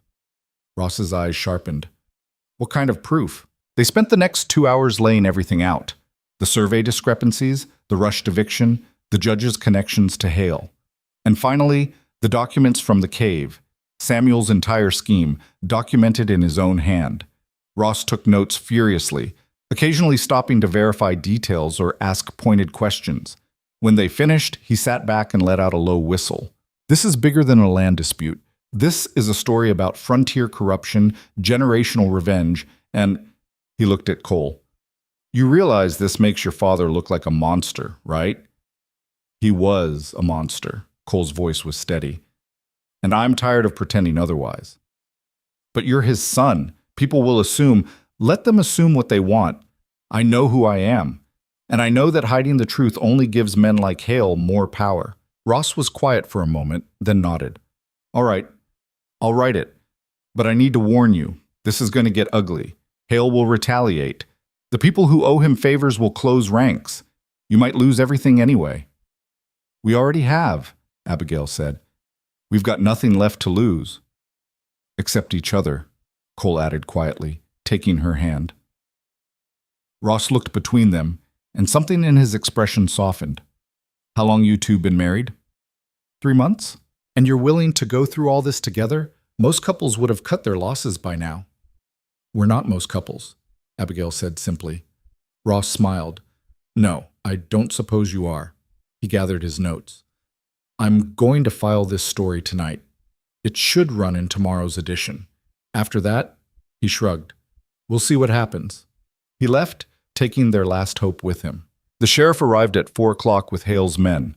6 of them, all armed, all looking like they'd enjoy the excuse for violence. Sheriff Dunham himself looked uncomfortable, but that didn't stop him from unfolding the eviction order. Mr. Maddox, Mrs. Maddox, I'm authorized to remove you from this property by force if necessary. I'd prefer it didn't come to that. We're not leaving, Cole said. Dunham sighed. I was afraid you'd say that. We have rights, Abigail said. You can't just throw us out. I have a court order that says otherwise, ma'am. Now you can walk out peacefully, or my men can carry you out. Your choice. Cole's hand moved toward his rifle. Abigail grabbed his arm. Don't. That's what they want. They're taking our home, and if you shoot them, they'll kill you and call it justified. She turned to Dunham. We'll leave, but I want it on record that this eviction is unjust and that we're filing formal complaints with the territorial government. File whatever you want, ma'am. Doesn't change the order. Dunham actually looked sympathetic. I'm sorry, but the law's the law. Whose law? Cole's voice was hard. Hale's? The court's. Now please, don't make this harder than it needs to be. They walked out of their home carrying nothing but the clothes on their backs and a single trunk of essentials. Cole had wanted to fight. Abigail saw it in every line of his body, but she'd convinced him that getting killed wouldn't help their cause. Hale was waiting outside, sitting his horse like a general surveying conquered territory. Mr. Maddox, Mrs. Maddox, he tipped his hat. I want you to know this isn't personal. It's simply justice, long delayed. Justice, Cole repeated, the word like poison. You call this justice? I call it reclaiming what was stolen from my family. What your father took through fraud and deception. Hale's expression was calm, reasonable. You're not responsible for his sins, of course. That's why I'm being generous. There's a boarding house in town. I've arranged for you to stay there, at my expense, for 1 month while you get on your feet. We don't want your charity. It's not charity. It's closure. Hale turned his horse. I hope you'll come to see this as I do. The righting of an old wrong. Your father destroyed my family. I'm simply restoring balance. He rode away, leaving them standing in the yard of a home that was no longer theirs. Abigail felt Cole trembling beside her. Rage, grief, helplessness, everything he'd been holding back finally breaking through. We should have fought, he said. I should have. You'd be dead. She gripped his hand tightly. And I'd be alone. This isn't over, Cole. It's just beginning. How can you say that? We lost everything. We lost a building. We didn't lose us. She turned to face him. Hale thinks he won. But that reporter has the whole story now. Tomorrow the entire territory will know what your father did and what Hale's doing. That has to count for something. And if it doesn't, then we start over. Somewhere else, somehow else. She pulled him close. But together. That was the agreement, remember? For better or worse. Cole buried his face in her shoulder, and she felt the shudder run through him. Not quite crying, but close. The collapse of a man who'd held on too long, fought too hard, and finally ran out of strength. They stood there as Hale's men began moving through the house, claiming it, transforming it from a home into just another piece of property. The boarding house was small and depressing, thin walls, narrow beds, the smell of boiled cabbage permeating everything. Their room had space for the trunk and not much else. After the ranch, it felt like a coffin, but they were together. That night, lying on a mattress that sagged in the middle, listening to sounds from other rooms, Cole finally spoke. I failed you. No. Abigail rolled to face him in the darkness. You fought. That's all anyone can do. I promised you security. You gave me partnership. That's worth more. She found his hand, laced their fingers together. We'll get through this. How? The same way we've gotten through everything else. One day at a time, together. He pulled her close, and they lay there in the dark. Two people who'd lost everything except each other. The newspaper hit town like a bomb. Ross's story ran on the front page of the Territorial Gazette, and he'd held nothing back. Every detail of Samuel's fraud, every connection between Hale and the local courts, every piece of evidence Abigail and Cole had gathered. The headline read, "Frontier Justice or Corruption? The Maddox-Hale Land War Exposed." Within hours, copies were circulating through town. By afternoon, people were arguing about it in the streets. Some sided with Hale. Samuel had been a criminal, after all, and his son had benefited from those crimes.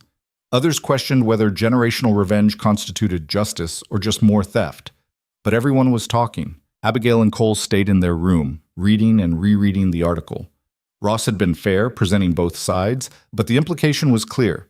Something was rotten in Wyoming's legal system, and the Maddox case was proof. "It's not enough," Cole said. "People talking doesn't change the eviction. Maybe not directly, but look." Abigail pointed to a paragraph near the end. Ross contacted the territorial governor's office. "They're saying they'll investigate if there's sufficient public pressure." That's political talk for probably nothing will happen. Or it's an opening. She stood pacing the tiny room. "We need to push. Write letters. Contact other newspapers. Make enough noise that they can't ignore us. Abigail, we're living in a boarding house with borrowed money. We have no credibility, no resources. We have the truth, and we have each other." She stopped in front of him. "I know you're tired. I know this feels impossible. But if we give up now, Hale wins completely. Is that what you want?" "Of course not. Then we keep fighting." A knock at the door interrupted them. Abigail opened it to find a woman she didn't recognize, middle-aged, well-dressed, with sharp eyes that took in everything. "Mrs. Maddox? My name is Elizabeth Thornton. I'm an attorney from Denver." Abigail's heart skipped. "We can't afford—" "I'm not here for payment. I'm here because I read Daniel Ross's article, and I think you have a case." She stepped inside without being invited. A case that could set precedent across the territory. "May I sit?" They spent the next hour discussing everything, the evidence, the eviction, the corruption. Thornton asked sharp questions, took meticulous notes, and occasionally smiled in a way that suggested she saw angles they'd missed. "Here's what I think," she said finally. "You can't win on the original land claim. Samuel's fraud is too well documented, and legally, stolen property should revert to its rightful owners, but—" She held up a hand as Cole started to protest. "The eviction process was rushed and improper. Judge Blackwell didn't allow adequate time for defense, didn't permit full presentation of evidence. That's grounds for appeal." "We already lost the appeal." "You lost a motion for stay. That's different from appealing the eviction itself." Thornton pulled out documents from her bag. "I can file this in territorial court.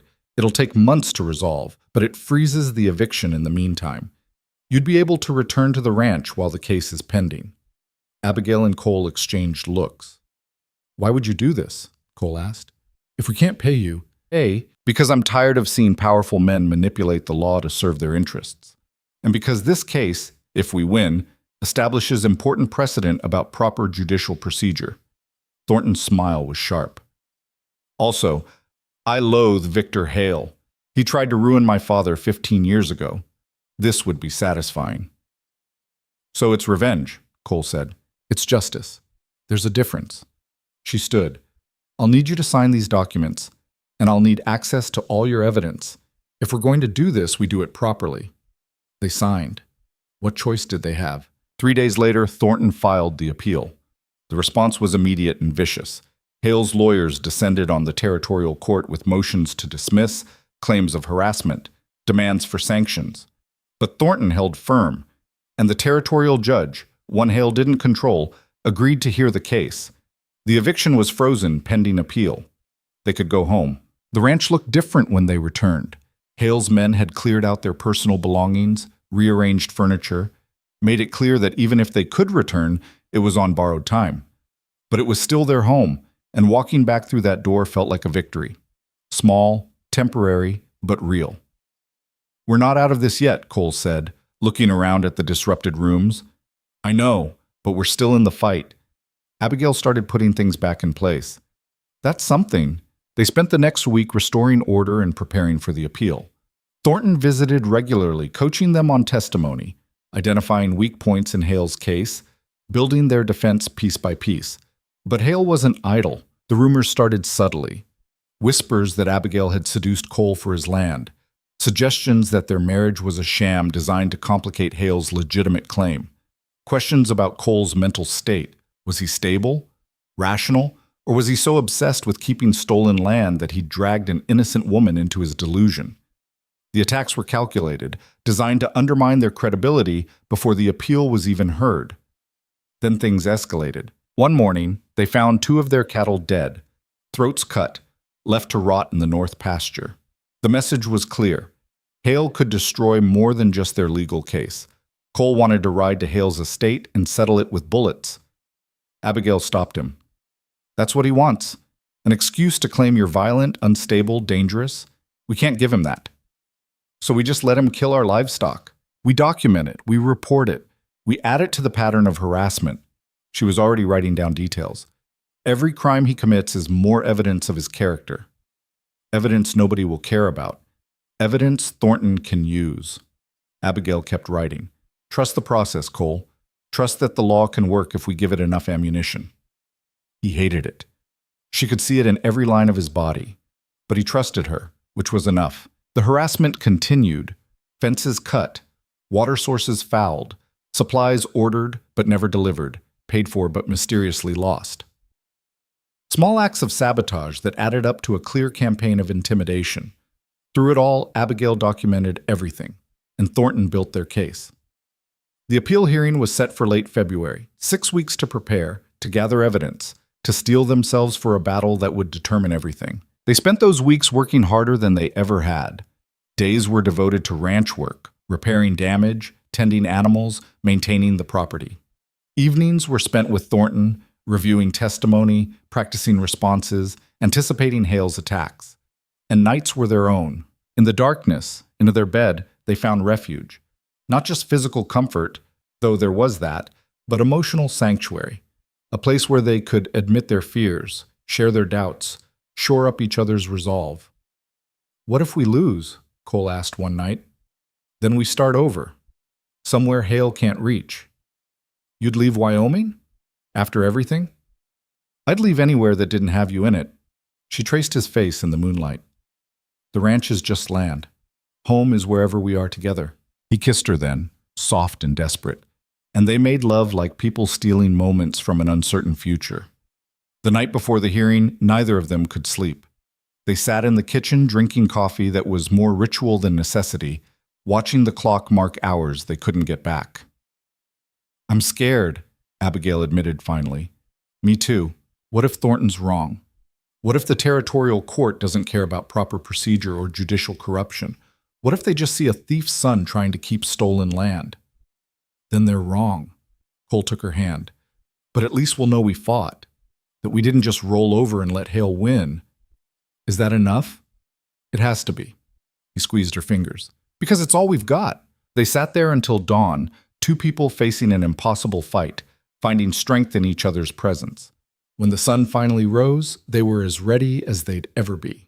The territorial courthouse in Cheyenne was grander than the county building, with marble floors and painted ceilings that suggested justice actually mattered here. The courtroom was packed.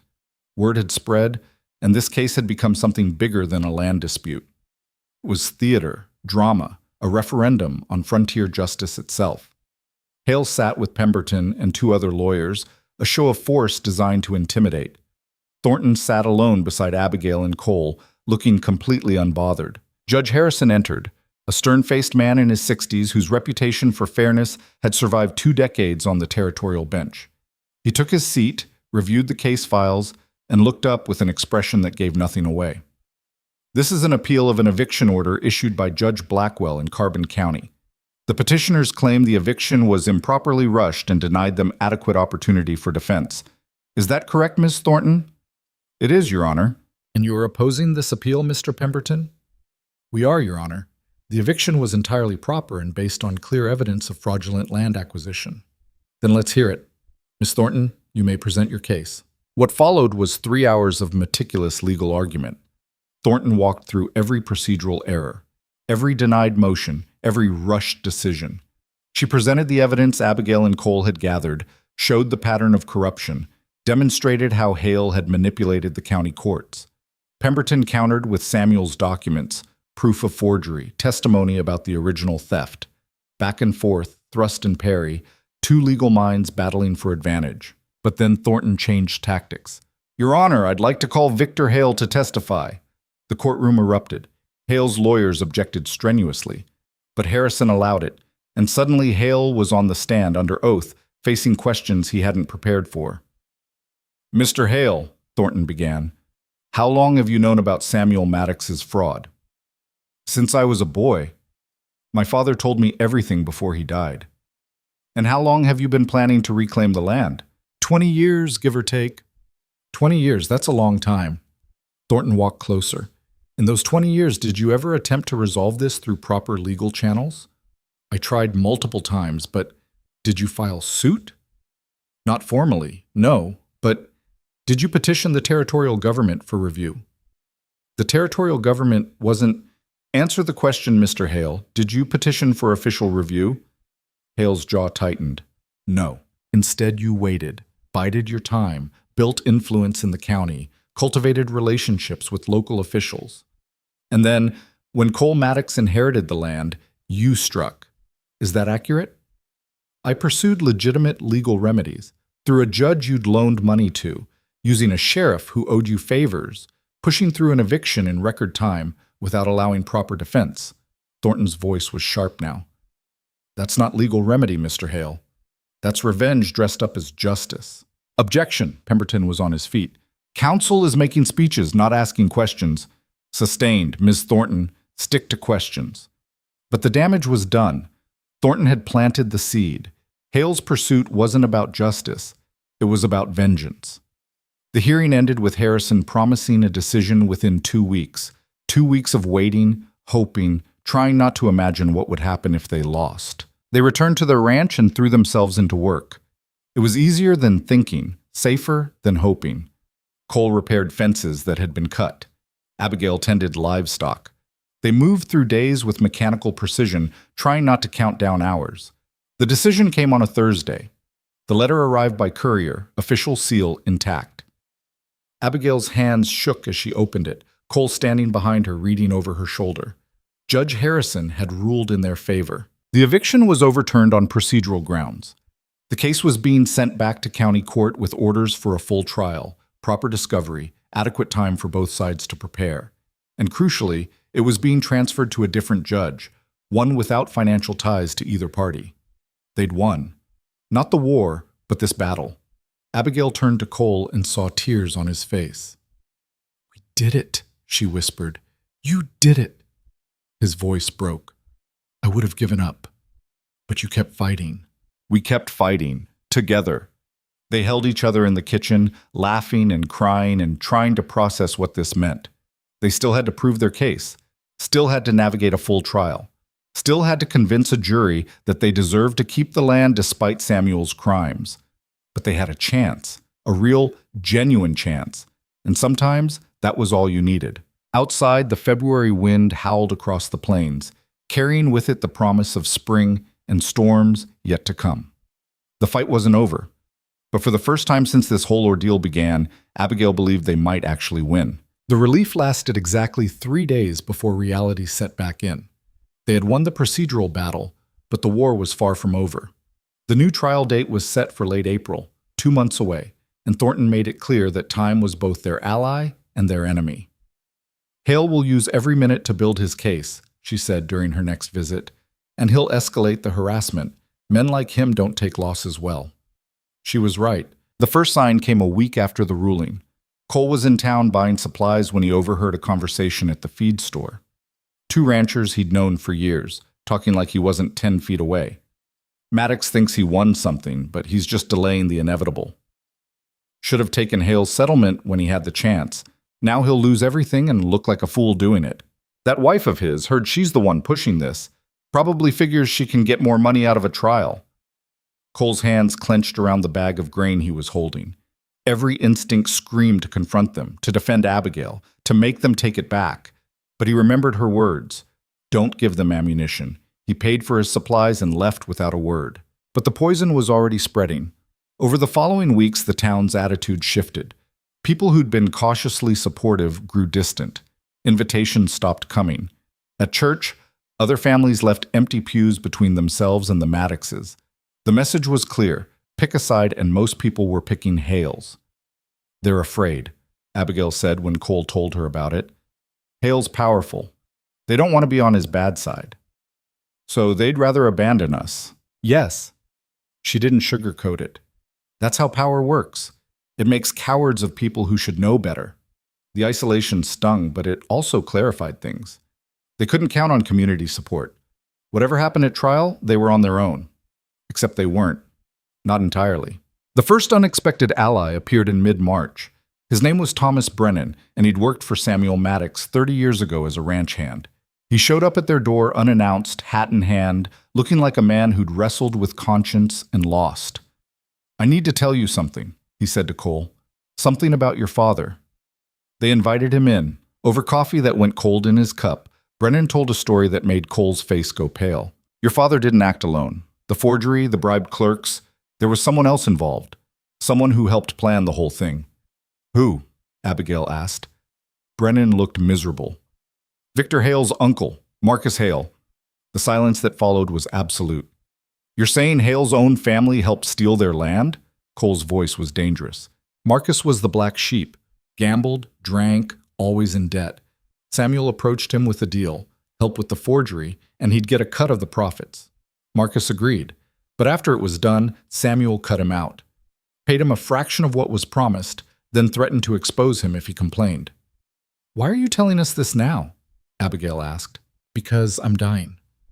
Cancer. Got maybe 6 months." Brennan met her eyes. "I've carried this secret for 3 decades.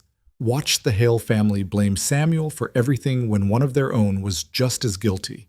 Watched Victor spend his life plotting revenge for something his uncle helped cause." He coughed, a wet, rattling sound. "I don't want to die knowing I kept silent." "Will you testify?" Cole asked. "That's why I'm here." Thornton was skeptical when they told her. A deathbed confession from someone who worked for the accused?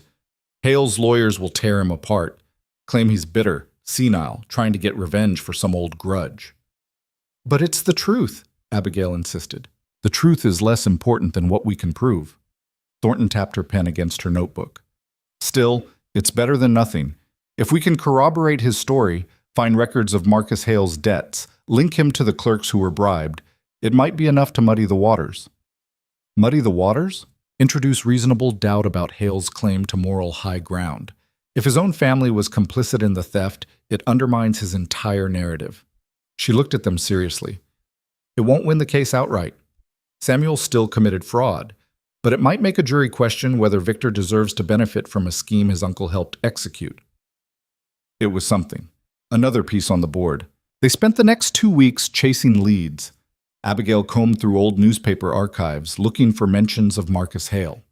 Cole tracked down former gambling associates, men who might remember Marcus's sudden influx of cash around the time of the land sale. The work was exhausting and often fruitless. But slowly, painfully, they assembled a picture of Marcus Hale as a desperate man who'd sold out his own family for money he never really got. Then Hale made his countermove. The lawsuit arrived via courier. Victor Hale was suing Cole for defamation, claiming the accusations made in the Territorial Gazette had damaged his reputation in business. He was seeking $50,000 in damages, more money than the ranch would bring at auction. "It's intimidation," Thornton said when she reviewed the filing. "He's trying to bury you in legal costs, force you to settle the land dispute just to make the defamation suit go away." "Can he do that?" Abigail asked. "He already has. We'll have to defend both cases simultaneously." She looked exhausted. "I'm good, but I can't be in 2 courtrooms at once. You'll need additional counsel for the defamation defense." "We can't afford—" "I know."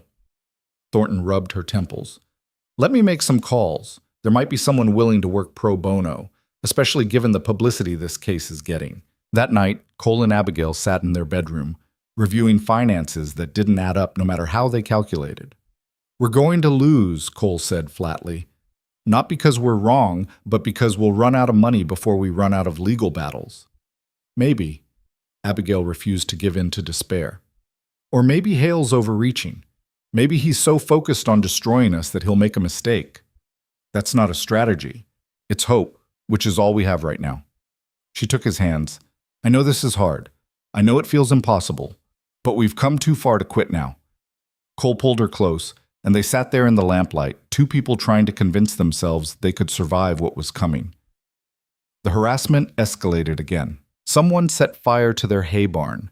It was a small blaze, caught early, but the message was clear. Then their well was poisoned, not enough to kill, but enough to make the water undrinkable for a week. Supplies continued to go missing. Fences were cut faster than they could repair them. The sheriff did nothing. When they filed complaints, he took statements with obvious reluctance and promised to investigate, but nothing ever came of it. We could set up watch, Cole suggested, catch them in the act. And then what? We're outnumbered and outgunned. Abigail was checking the water again, testing it for contamination. They want us to retaliate, give them an excuse to claim we're the aggressors. So we just take it? We survive it, and we document every single incident for trial. But surviving was getting harder. In early April, Abigail discovered she was pregnant. She'd suspected for a few weeks, the nausea, the exhaustion that went beyond simple stress. But confronting it, holding the reality of it, changed everything. She told Cole that evening, blurting it out over dinner without preamble. I'm pregnant. He dropped his fork, just stared at her, mouth open, clearly trying to process. Say something, she said. Are you sure? As sure as I can be without a doctor, which we can't afford right now, but yes, I'm sure. Cole stood slowly, crossed to her side of the table, and knelt beside her chair. His hands found hers, trembling slightly. This is, his voice broke, this is everything, a family, an actual family. Cole, the timing is terrible. We're in the middle of 2 lawsuits. We might lose the ranch. We're barely surviving. I don't care. He pressed his forehead to her hands. This is the best news I've ever gotten. We're going to have a child. Abigail felt tears spilling over. What if we can't provide? What if we lose everything and we're raising a baby in that horrible boarding house? Then we'll figure it out, like we figured out everything else. He looked up at her. Together, remember? She pulled him up and kissed him, tasting salt from both their tears. They held each other for a long time, 2 people choosing hope in the face of impossible odds. But the pregnancy changed the calculation. They weren't just fighting for themselves anymore. They were fighting for their child's future, for the legacy they'd leave behind. It made losing unthinkable. Thornton found them additional counsel, a young lawyer named Peter Walsh who'd just passed the bar and was hungry for high-profile cases. He took the defamation defense for a fraction of his usual rate, motivated more by idealism than money. Your case is exactly why I became a lawyer, he told them at their first meeting. Standing up to powerful men who abuse the system. It's textbook David versus Goliath. David had a sling, Cole pointed out. What do we have?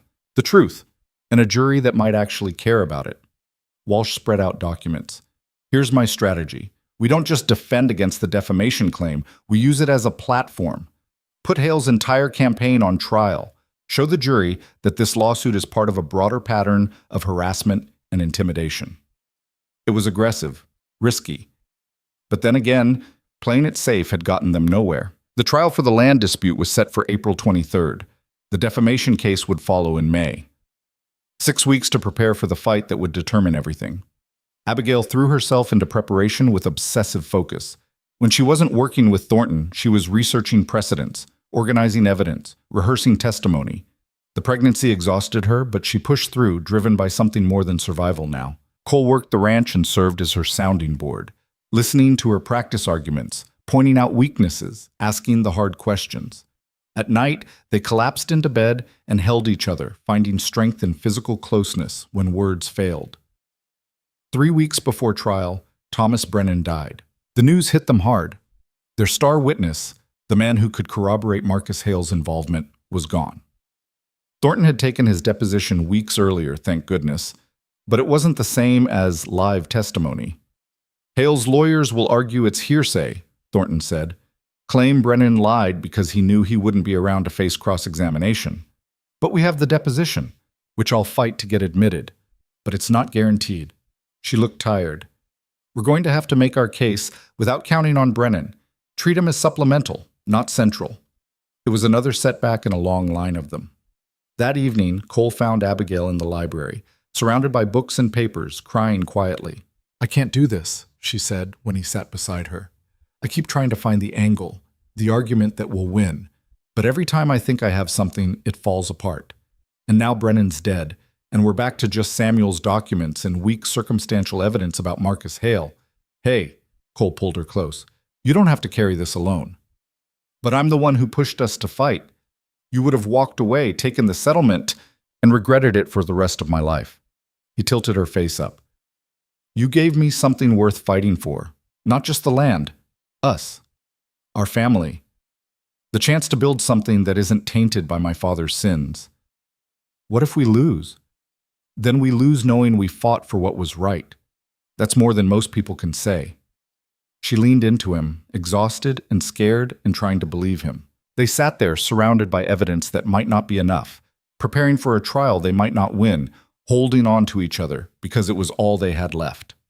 The week before trial, Hale played his final card. He offered a settlement, generous terms. Cole and Abigail could keep the house and 20 acres, enough for a small homestead. Hale would drop the defamation suit. They'd sign a non-disclosure agreement, never speak publicly about the case again, and acknowledge that the remaining land rightfully belonged to Hale. "Take it," Walsh urged. "It's better than you'll get at trial." But Thornton disagreed. "It's a trap. He's offering crumbs and counting on you being desperate enough to take them.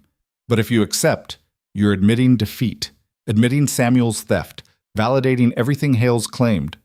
"Which is true," Cole said quietly.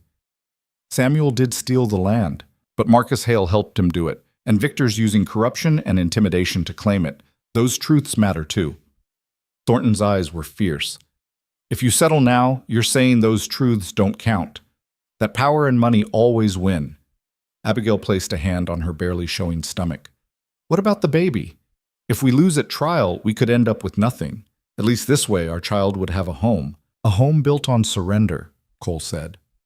He looked at her. "Is that the lesson you want to teach our child? That when things get hard, you give up? That's not fair." "No, it's not. None of this is fair, but we get to choose how we respond to that." He turned to Thornton. "Reject the settlement. We're going to trial."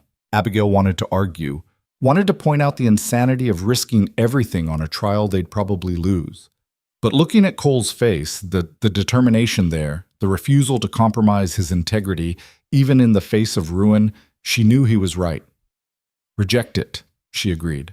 Walsh looked like he wanted to protest, but Thornton smiled grimly.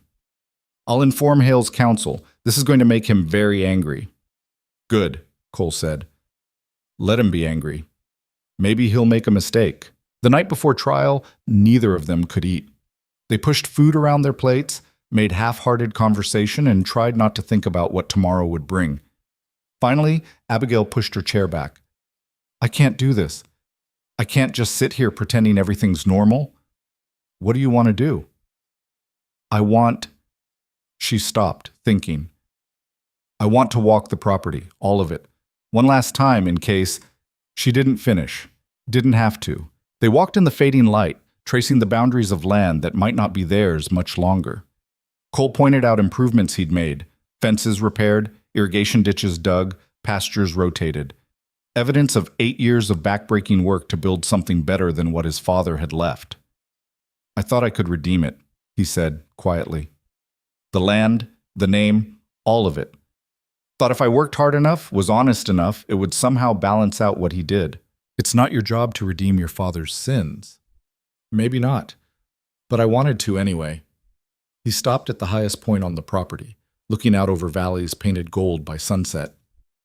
"This land, it's beautiful. Harsh, but beautiful. And I wanted to prove it could grow something good, despite everything." Abigail took his hand. "You did prove that.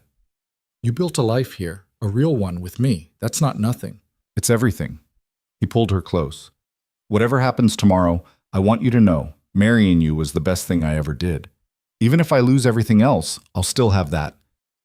"We'll still have each other," she corrected, "and our baby. That's more than your father ever had." They stood there as the sun disappeared, two people holding on to hope at the edge of darkness. The courtroom was packed when they arrived the next morning. Every bench filled, people standing along the walls, reporters with notebooks ready. This trial had become spectacle, entertainment, the kind of drama that broke the monotony of frontier life. Judge Morrison took his seat, a granite-faced man in his 50s whose reputation for harsh but fair rulings preceded him. He surveyed the crowd with obvious distaste. "This is a court of law, not a theater. Anyone who disrupts these proceedings will be removed." He turned to the lawyers. "Are both parties ready?" "Ready, Your Honor," Thornton said. "Ready," Pemberton echoed. "Then let's proceed.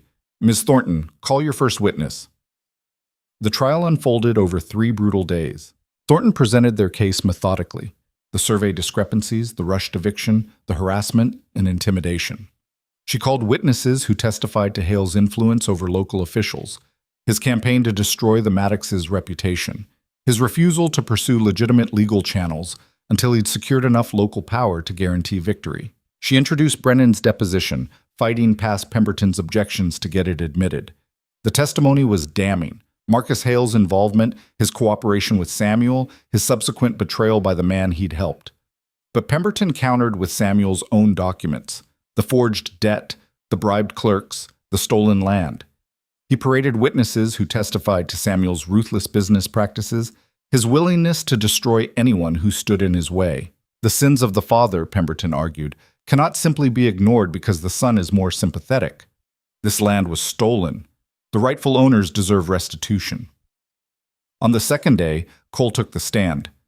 Pemberton went after him hard, trying to paint him as either complicit in his father's crimes or willfully blind to them. "You knew your father was dishonest, didn't you, Mr. Maddox?" "I knew he was ruthless. I didn't know about the forgery until after he died." "How convenient. And yet you continued to benefit from his crimes, didn't you? Living on stolen land, profiting from stolen wealth." "I worked that land, improved it, paid taxes on it. I didn't steal anything." "You inherited the proceeds of theft. That makes you complicit." "No." Cole's voice was steady. "It makes me my father's son. But I'm not my father. I've spent 8 years trying to prove that. By hiding the truth, by keeping those documents secret, by trying to build something honest on a foundation of lies." Cole looked directly at the jury. "I'm not proud of what my father did, but I won't apologize for trying to make it right the only way I knew how, by being better than he was." It was honest, raw, and Abigail could see it landing with at least some of the jurors. Then Pemberton changed tactics. "Tell me about your marriage, Mr. Maddox. How long have you been married?" Thornton objected immediately. "Relevance, Your Honor? I'm establishing timeline and motive," Pemberton said smoothly. "The court will see the relevance shortly." Morrison allowed it. 6 months, Cole said. 6 months. And you married rather suddenly, didn't you? After Mr. Hale first challenged your claim to the property? "We married because we wanted to. Or because you needed to appear more stable, more legitimate. A married man with a family is harder to evict than a bachelor. Isn't that right?" "That's not why. Isn't it true that your marriage was a tactical decision designed to complicate Mr. Hale's legal claim?" Cole's jaw tightened. "Our marriage is real." "Is it? Or is it simply another example of Maddox deception, marrying for convenience, using your wife as a shield?" "Objection!" Thornton was on her feet. "Counsel is badgering the witness and making accusations without evidence." "Sustained. Mr. Pemberton, ask questions or sit down." But the damage was done. The jury had heard it. Maybe the marriage was fake, just another scheme to keep stolen land. When Abigail took the stand later that day, Pemberton went for blood. "Mrs. Maddox, before you married, you were a school teacher, correct?" "Yes." "Making very little money, living in a rented room above a store?" "I was self-sufficient." "You were poor, struggling. And then Mr. Maddox proposed, offering you security, a home, status, everything you lacked. He offered me partnership." "Partnership. What a sanitized word for what was clearly a transactional arrangement." Pemberton's smile was sharp. "Tell me, did you love him when you married him?" Abigail hesitated. The truth was complicated, and she knew anything less than a simple answer would be used against her. "Answer the question, Mrs. Maddox. Did you love your husband on your wedding day?" "I respected him." "That's not what I asked." "No." The word came out hard. I didn't love him then. I barely knew him. The courtroom murmured. Pemberton pounced. So you married a man you didn't love for financial security, and now you expect this jury to believe your marriage is legitimate? It is legitimate. Love came later, but it's real. Or perhaps it's simply Stockholm Syndrome. You've convinced yourself you love him because the alternative, admitting you sold yourself for security, is too painful to accept. That's not true, isn't it? You went from poverty to relative wealth overnight. You have a home, status, purpose. Why wouldn't you fight to keep that regardless of whether the land was stolen? Abigail's hands clenched in her lap. Every instinct screamed to lash out, to defend herself and Cole and what they'd built. But she forced herself to stay calm. I'm fighting because it's right, because my husband deserves better than to be punished for his father's crimes, because the law should protect the innocent, not reward the vindictive. The law protects property rights, Mrs. Maddox, which your husband violated by continuing to occupy stolen land. The law also protects against corruption and abuse of power, which is what Mr. Hale has engaged in throughout this process. It went back and forth, each trying to score points, until Morrison finally intervened. That's enough. The witness may step down. Abigail returned to her seat feeling shredded. Cole took her hand, squeezed it hard.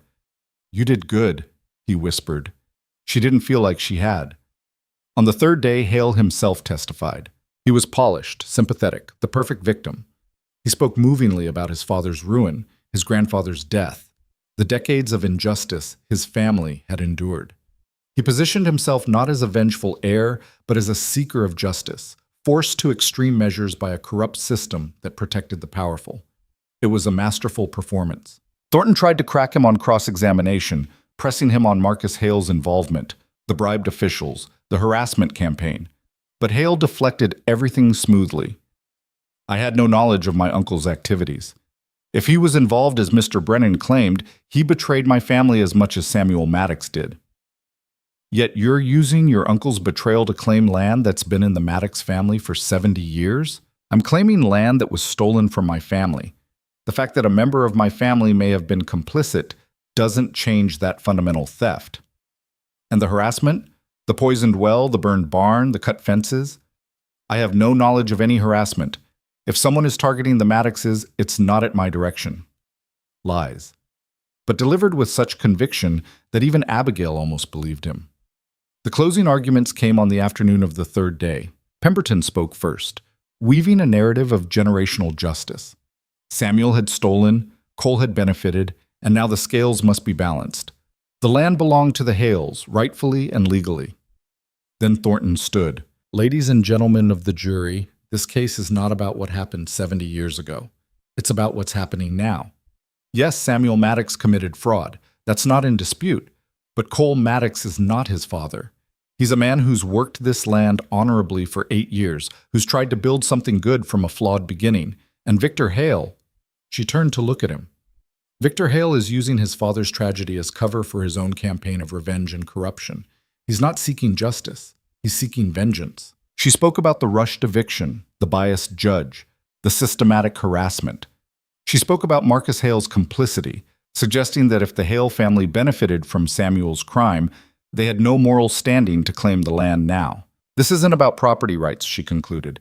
It's about whether we're a society of laws or a society of power, whether justice means fairness or simply revenge dressed in legal robes. I ask you to choose fairness, choose the law over power, and let Cole Maddox keep the land he's earned through honest work. The jury retired to deliberate.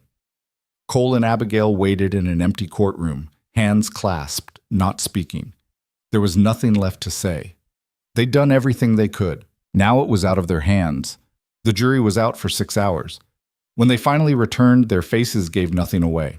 Morrison called the court to order, and the foreman stood to deliver the verdict. In the matter of Hale versus Maddox, how does the jury find? We find for the defendant, Cole Maddox. The courtroom exploded. Abigail couldn't breathe, couldn't process. They'd won. Against every odd, despite everything, they'd actually won. Cole pulled her into his arms, and she felt his whole body shaking.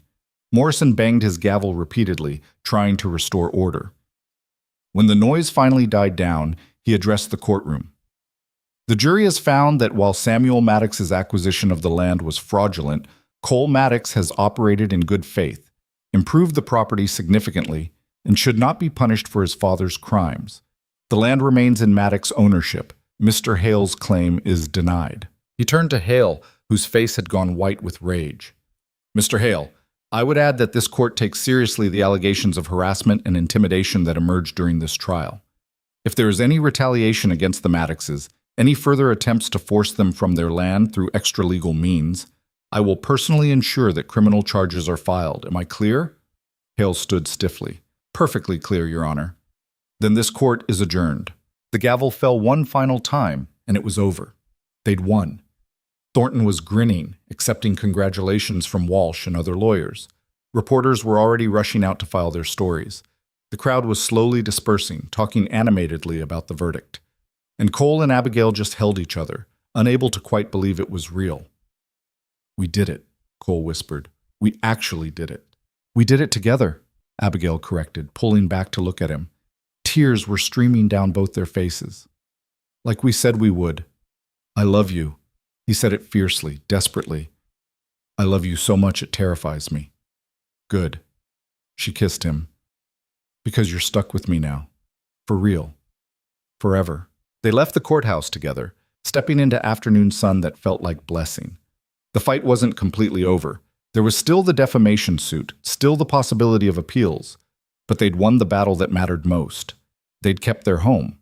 And more than that, they'd proven something Abigail had always believed but never quite trusted, that truth and courage could sometimes prevail over power and corruption. Not always, maybe not even usually, but sometimes. And sometimes was enough. The celebration was brief.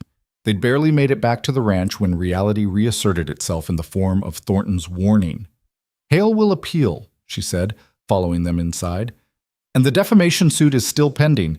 Don't think for a second that this is finished. But for one night, they allowed themselves to believe it was. They opened a bottle of wine Cole's mother had saved for special occasions, dusty and probably past its prime, but perfect for the moment. They toasted to victory, to survival, to the sheer stubborn refusal to quit that had gotten them through.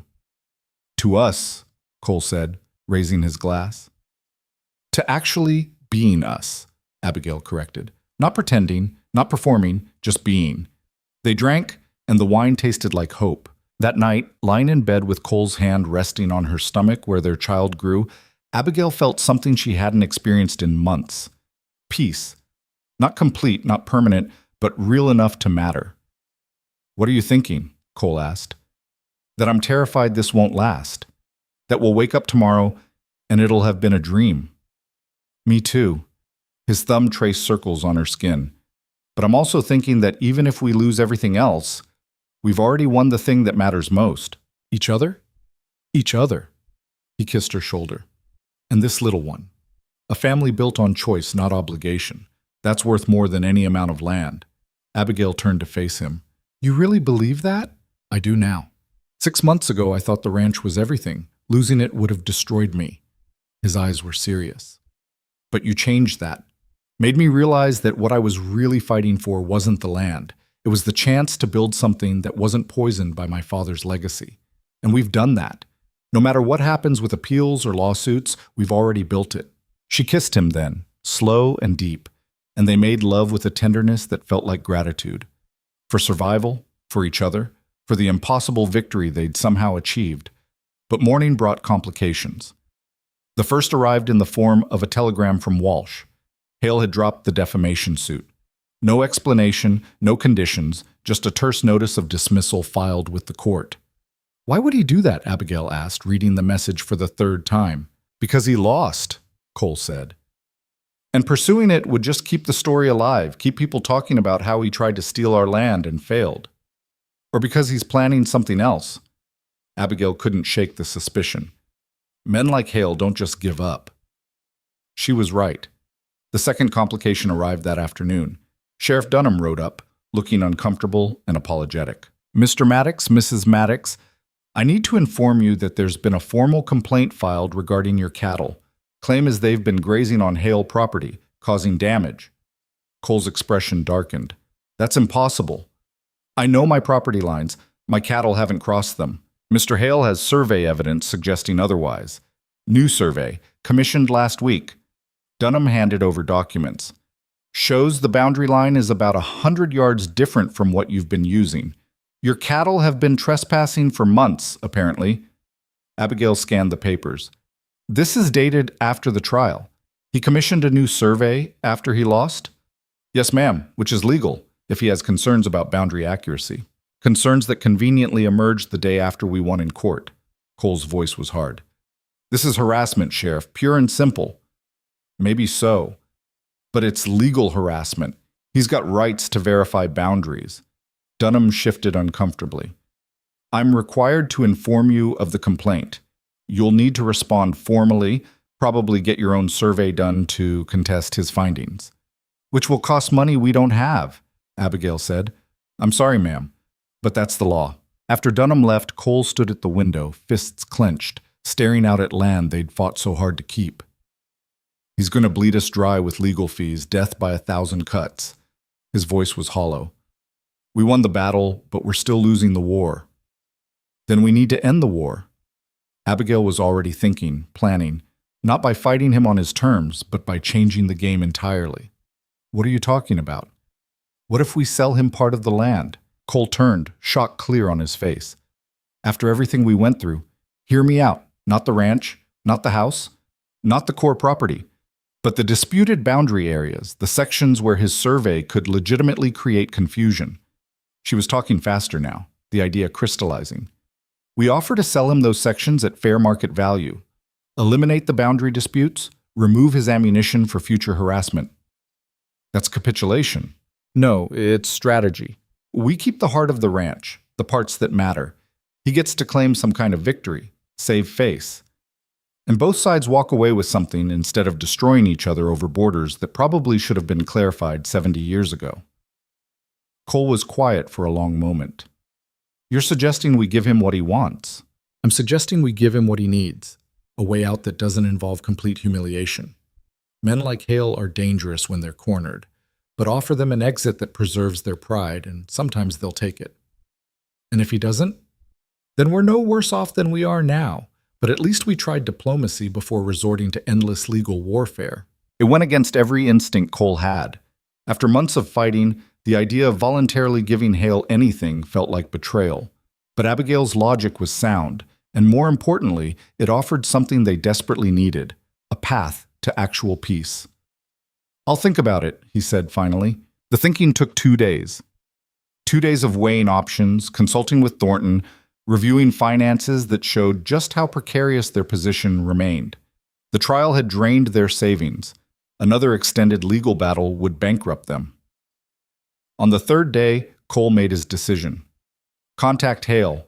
See if he's willing to negotiate. Thornton did, and surprisingly, Hale agreed to a meeting. Neutral ground, the territorial courthouse in Cheyenne, with lawyers present. They met on a gray May morning. Rain streaking the windows, tension thick enough to cut. Hale arrived with Pemberton and 2 associates. He looked older than at the trial, exhaustion showing around his eyes. The loss had cost him too, Abigail realized, not just legally, but personally. His crusade for revenge had consumed him for 20 years, and its failure had left him hollow. Mr. Maddox? Mrs. Maddox. His greeting was stiff but civil. Your lawyer suggested you had a proposal. Thornton laid out the offer, a detailed survey to definitively establish boundaries, followed by sale of the disputed sections to Hale at independently appraised value. All future legal action dropped on both sides. A formal agreement that this settlement resolved all claims related to the original property dispute. Hale listened without expression. When Thornton finished, he sat back in his chair. You're offering me crumbs. I'm offering you closure, Abigail said, by 20 years of fighting, Mr. Hale. 20 years of letting this consume you. Don't you want it to be over? What I want is justice for what your husband's father did to my family. My father's dead, Cole said quietly. He's been dead for 8 years. You can't punish him anymore, so you're punishing me instead. Is that really justice? You benefited from his crimes, and you're benefiting from the law's corruption. We can keep doing this until we're both destroyed, or we can accept that maybe, there's no perfect justice here. Just choices about how much damage we're willing to inflict pursuing it. The room fell silent. Rain drummed against the windows.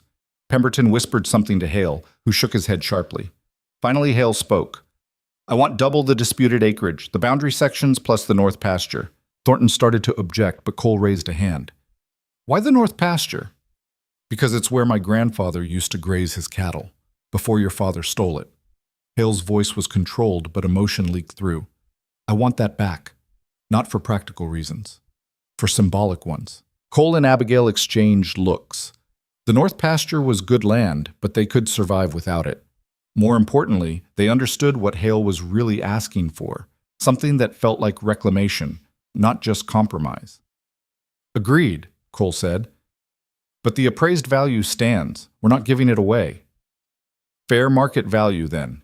Hale stood, extending his hand. Do we have a deal? Cole hesitated only a moment before shaking. We have a deal. The formal agreement took another 2 weeks to finalize. Surveys, appraisals, legal documents so dense with language that Abigail's eyes crossed reading them. But on June 3rd, both parties signed, and it was done. They sold Hale roughly 300 acres for $12,000, enough to pay off their legal debts and have a cushion for the first time in months. The ranch was smaller, but it was indisputably theirs. No more challenges, no more disputes, just land they owned free and clear.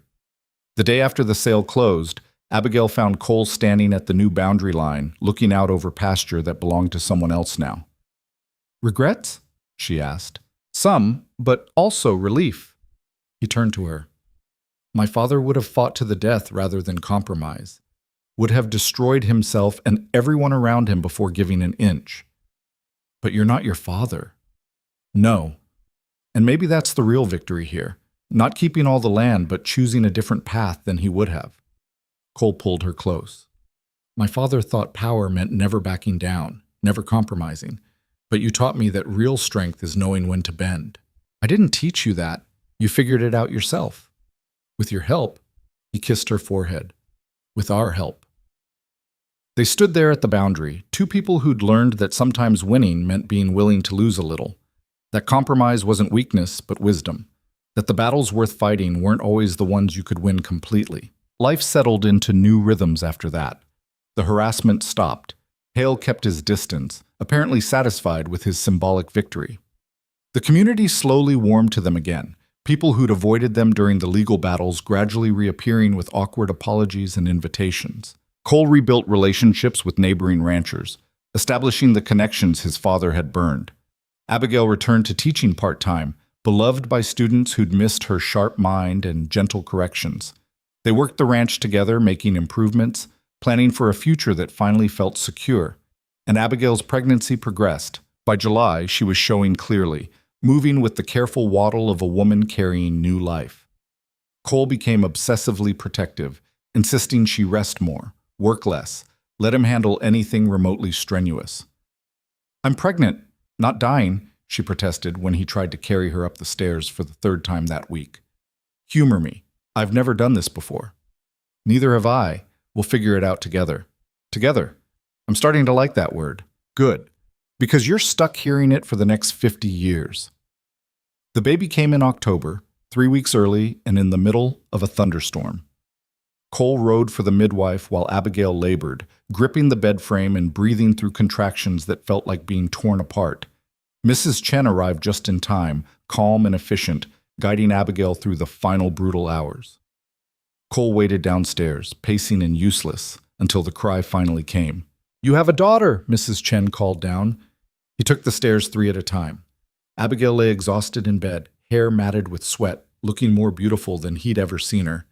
And in her arms, wrapped in a blanket they'd bought months ago in a fit of hope, was their daughter. Tiny, perfect, alive. Do you want to hold her? Abigail asked. Cole approached like the baby might break, taking the small bundle with terrified reverence. She fit in his hands, this impossibly small person they'd created.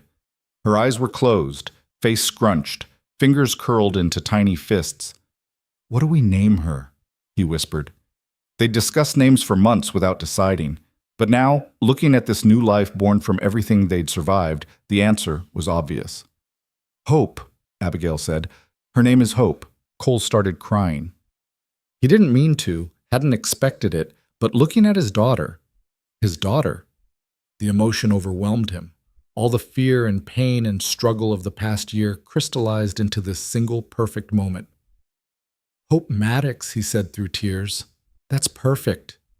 Mrs. Chen gave them privacy, and they sat together on the bed, Cole, Abigail, and baby Hope, a family forged through fire and choice and stubborn refusal to quit. "Thank you," Cole said. "For what?" "For this. For her. For fighting when I wanted to give up. For being stronger than I knew how to be." He looked at Abigail. "For choosing me, even when it made no sense to." "It made perfect sense," she corrected. "You just didn't see it yet." They stayed like that for hours, taking turns holding Hope, watching her sleep, marveling at the impossibility of her existence. This child, born into a story that started with a contract and became a love neither of them had planned for. Born into a home they'd fought to keep, on land that had cost them everything and given them more. Born into a legacy of mistakes and redemption, proof that the sins of fathers didn't have to define their sons. The months that followed were exhausting in entirely new ways. Hope was a terrible sleeper, waking every 2 hours demanding food and attention. Abigail was overwhelmed by the constant needs, the way her body wasn't entirely her own anymore. Cole stumbled through fatherhood with more enthusiasm than skill, making mistakes daily but learning. But they did it together. When Abigail was too tired to function, Cole walked Hope through the house for hours, singing off-key lullabies his mother had taught him.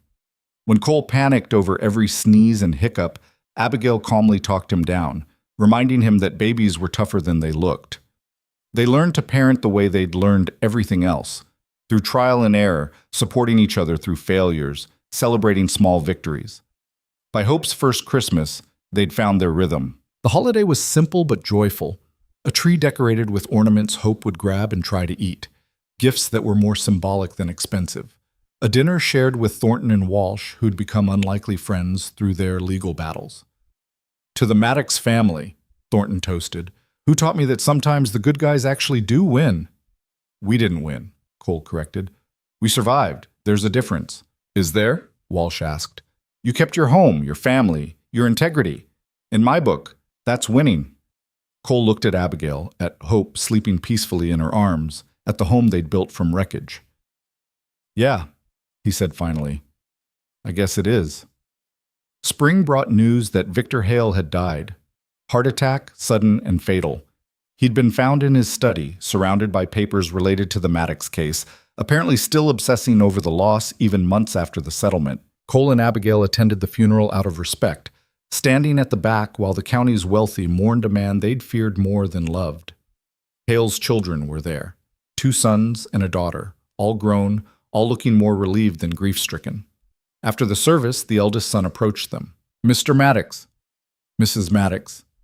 He was younger than Cole, maybe 30, with his father's eyes but softer features. "I wanted to apologize for everything my father put you through. The harassment, the lawsuits. It was excessive, cruel even." "He thought he was pursuing justice," Abigail said gently. "He was pursuing revenge. There's a difference." The son glanced back at his siblings. "We've decided to sell most of the estate, including the land we bought from you. If you're interested in purchasing it back at the same price—" "No," Cole said, surprising himself. "But thank you for the offer." The son looked confused. "Are you sure? I thought—" "We've moved on. The ranch we have now is exactly the size we need.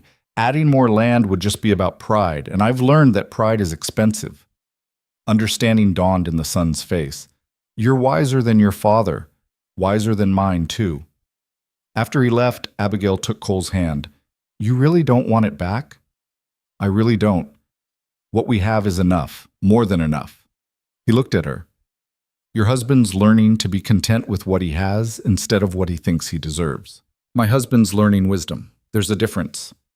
They left the funeral together, driving home through spring sunshine, talking about everything and nothing, comfortable in a way that felt earned.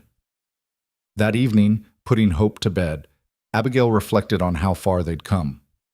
A year ago, they'd been strangers bound by a contract.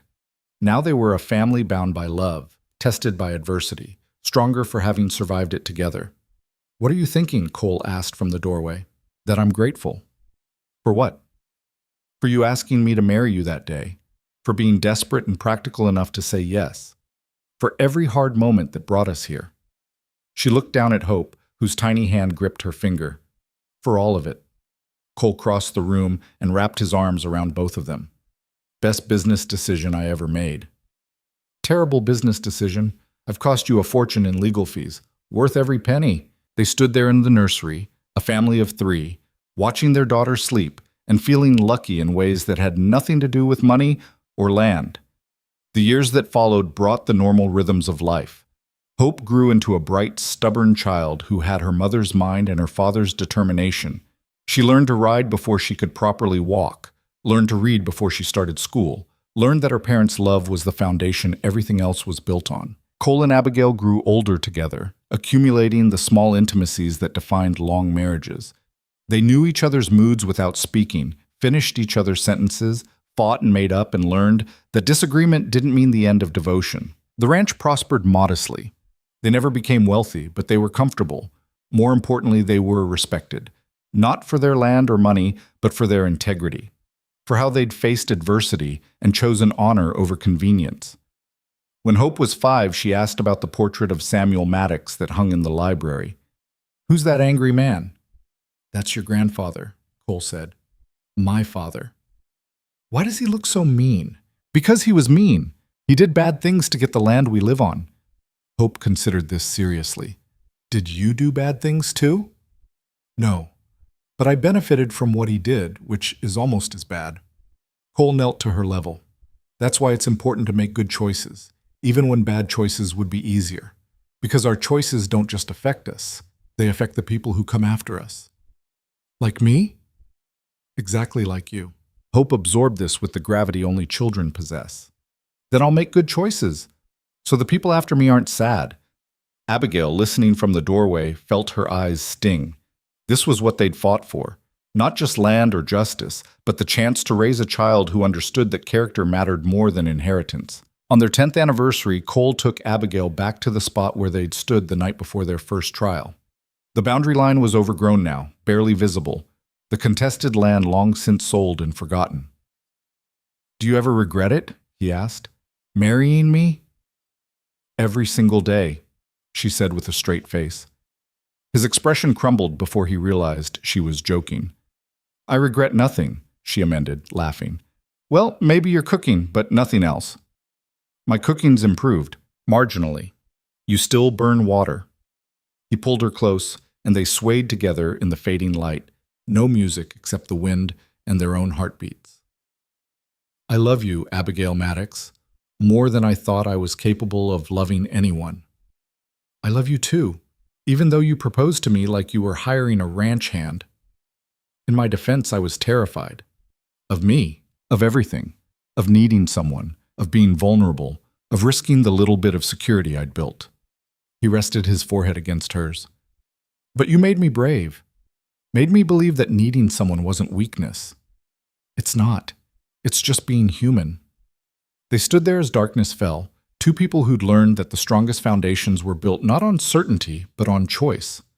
On choosing each other, day after day, through trials that would have broken weaker bonds. On choosing love even when it was hard, especially when it was hard.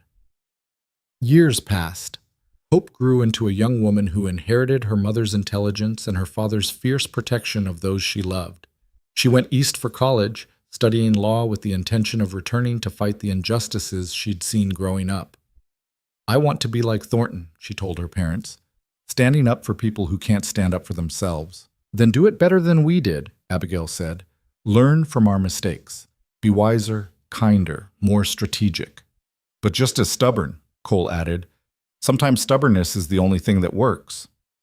Hope left for university with their blessings and a trunk full of books, leaving Cole and Abigail alone in a house that suddenly felt too large. They adapted, took long walks together, shared books and argued about them, worked the ranch side by side, comfortable in silence that only decades of marriage could create. And they told their story. When the territorial newspaper asked to do a feature on frontier marriages that had lasted, they agreed. The reporter was young, earnest, taking notes rapidly as Abigail explained how they'd met. So it was a marriage of convenience? The reporter asked. It started that way, Cole said. But it became something else. Something neither of us expected. What changed? Abigail and Cole looked at each other, a lifetime of shared experiences passing between them. We did, Abigail said finally. We stopped being two separate people trying to survive and became partners trying to build something. That's when it stopped being convenient and started being real. Any advice for young couples? The reporter asked. Cole thought about it. Choose each other, every day. Even when it's hard, especially when it's hard because marriage isn't about the wedding or the romance. It's about the choice to keep showing up, keep fighting, keep loving, even when everything else falls apart. And sometimes, Abigail added, the best marriages aren't the ones that start with passion. They're the ones that build it through shared struggle, mutual respect, and the realization that you're better together than you ever were apart. The article ran the following week, their story told to a new generation as example and inspiration. On a cold December morning, 23 years after their unconventional wedding, Abigail woke to find Cole already up, standing at the bedroom window looking out over land they'd fought so hard to keep. What are you doing? She asked, wrapping a shawl around her shoulders. Thinking about my father. About how different my life could have been if I'd followed his path, refusing to compromise, destroying everyone who opposed me, dying alone and bitter. But you didn't follow his path. No, I followed yours. He turned to her and his eyes were bright. You taught me that strength isn't about refusing to bend. It's about knowing when to stand firm and when to adapt, when to fight and when to forgive, when to hold on and when to let go. I didn't teach you that. We learned it together. Together. He smiled. Still my favorite word. She crossed to him and he wrapped his arms around her, and they stood looking out at a ranch that was smaller than Samuel's had been but infinitely more valuable, because it was built on honesty, maintained through sacrifice, and passed down with integrity. This was the legacy they'd created, not land or wealth, but the example of two people who chose each other against odds, fought for what mattered, and built something lasting from the wreckage of the past. Hope would inherit this ranch someday, but more importantly, she'd inherit the lesson that redemption was possible, that change was achievable, that the mistakes of one generation didn't have to define the next, that sometimes the best thing you could do was choose differently than those who came before. That love, real love, the kind built on partnership and forged through adversity, was worth more than any amount of land. Do you think we did right by her? Cole asked. By hope? I think we showed her what matters. Not perfection, but perseverance. Not winning, but choosing to fight for things worth fighting for. Abigail leaned into him. She'll make her own choices. Some will be good, some will be mistakes. But she'll make them knowing that failure isn't fatal, and that getting back up is what defines character. That's all we can give her, isn't it? Examples and love and the freedom to choose her own path. It's everything. It's enough. They stood there as the sun rose, painting the frozen landscape in shades of gold and pink. The ranch looked different in morning light, softer, more forgiving, like the land itself had finally made peace with its complicated history. Somewhere out there, Victor Hale lay buried. His crusade for vengeance died with him. Samuel Maddox's sins had been acknowledged, their consequences accepted and addressed as best as possible. The debts of the past had been paid, not completely, but sufficiently. And here, in this house built on land that had cost them everything and given them more, two people who'd started as strangers stood together. Partners, lovers, parents, friends. A marriage of convenience that had become a marriage of choice, a contract that had transformed into covenant, a business arrangement that had bloomed into the kind of love that sustained and strengthened and simply endured. Not perfect, never perfect, but real. And real, they'd learned, was better than any fiction they could have imagined. Cole? Abigail said quietly. Yeah? Ask me again. Ask you what? To marry you, like you did that first night. He smiled, understanding, turned to face her fully, taking her hands in his. Abigail Maddox, will you marry me? What are the terms? Partnership, for better or worse, in sickness and health, through trials and triumphs, until death finally parts us. And separate rooms? She asked, echoing that first conversation. Absolutely not. I'm keeping you close for whatever time we have left. Then yes. She was crying now, happy tears. Yes, I'll marry you, again and again and again. He kissed her as the sun cleared the horizon, warming a world that had been cold too long. This was the story they'd tell Hope's children someday. Not about the legal battles or the land disputes, though those were part of it, but about two people who'd needed each other and eventually learned to love each other, who'd built a family from nothing but determination and hope, who'd proven that sometimes the most unconventional beginnings led to the most beautiful endings. Outside, the ranch waited, fences to mend, animals to tend, work that never truly ended. But inside this house, in this moment, there was only them. A man and woman who'd traveled an impossible distance from that first awkward proposal to this place of absolute certainty. Not perfect. Never perfect. But theirs. And that was more than enough. That was everything.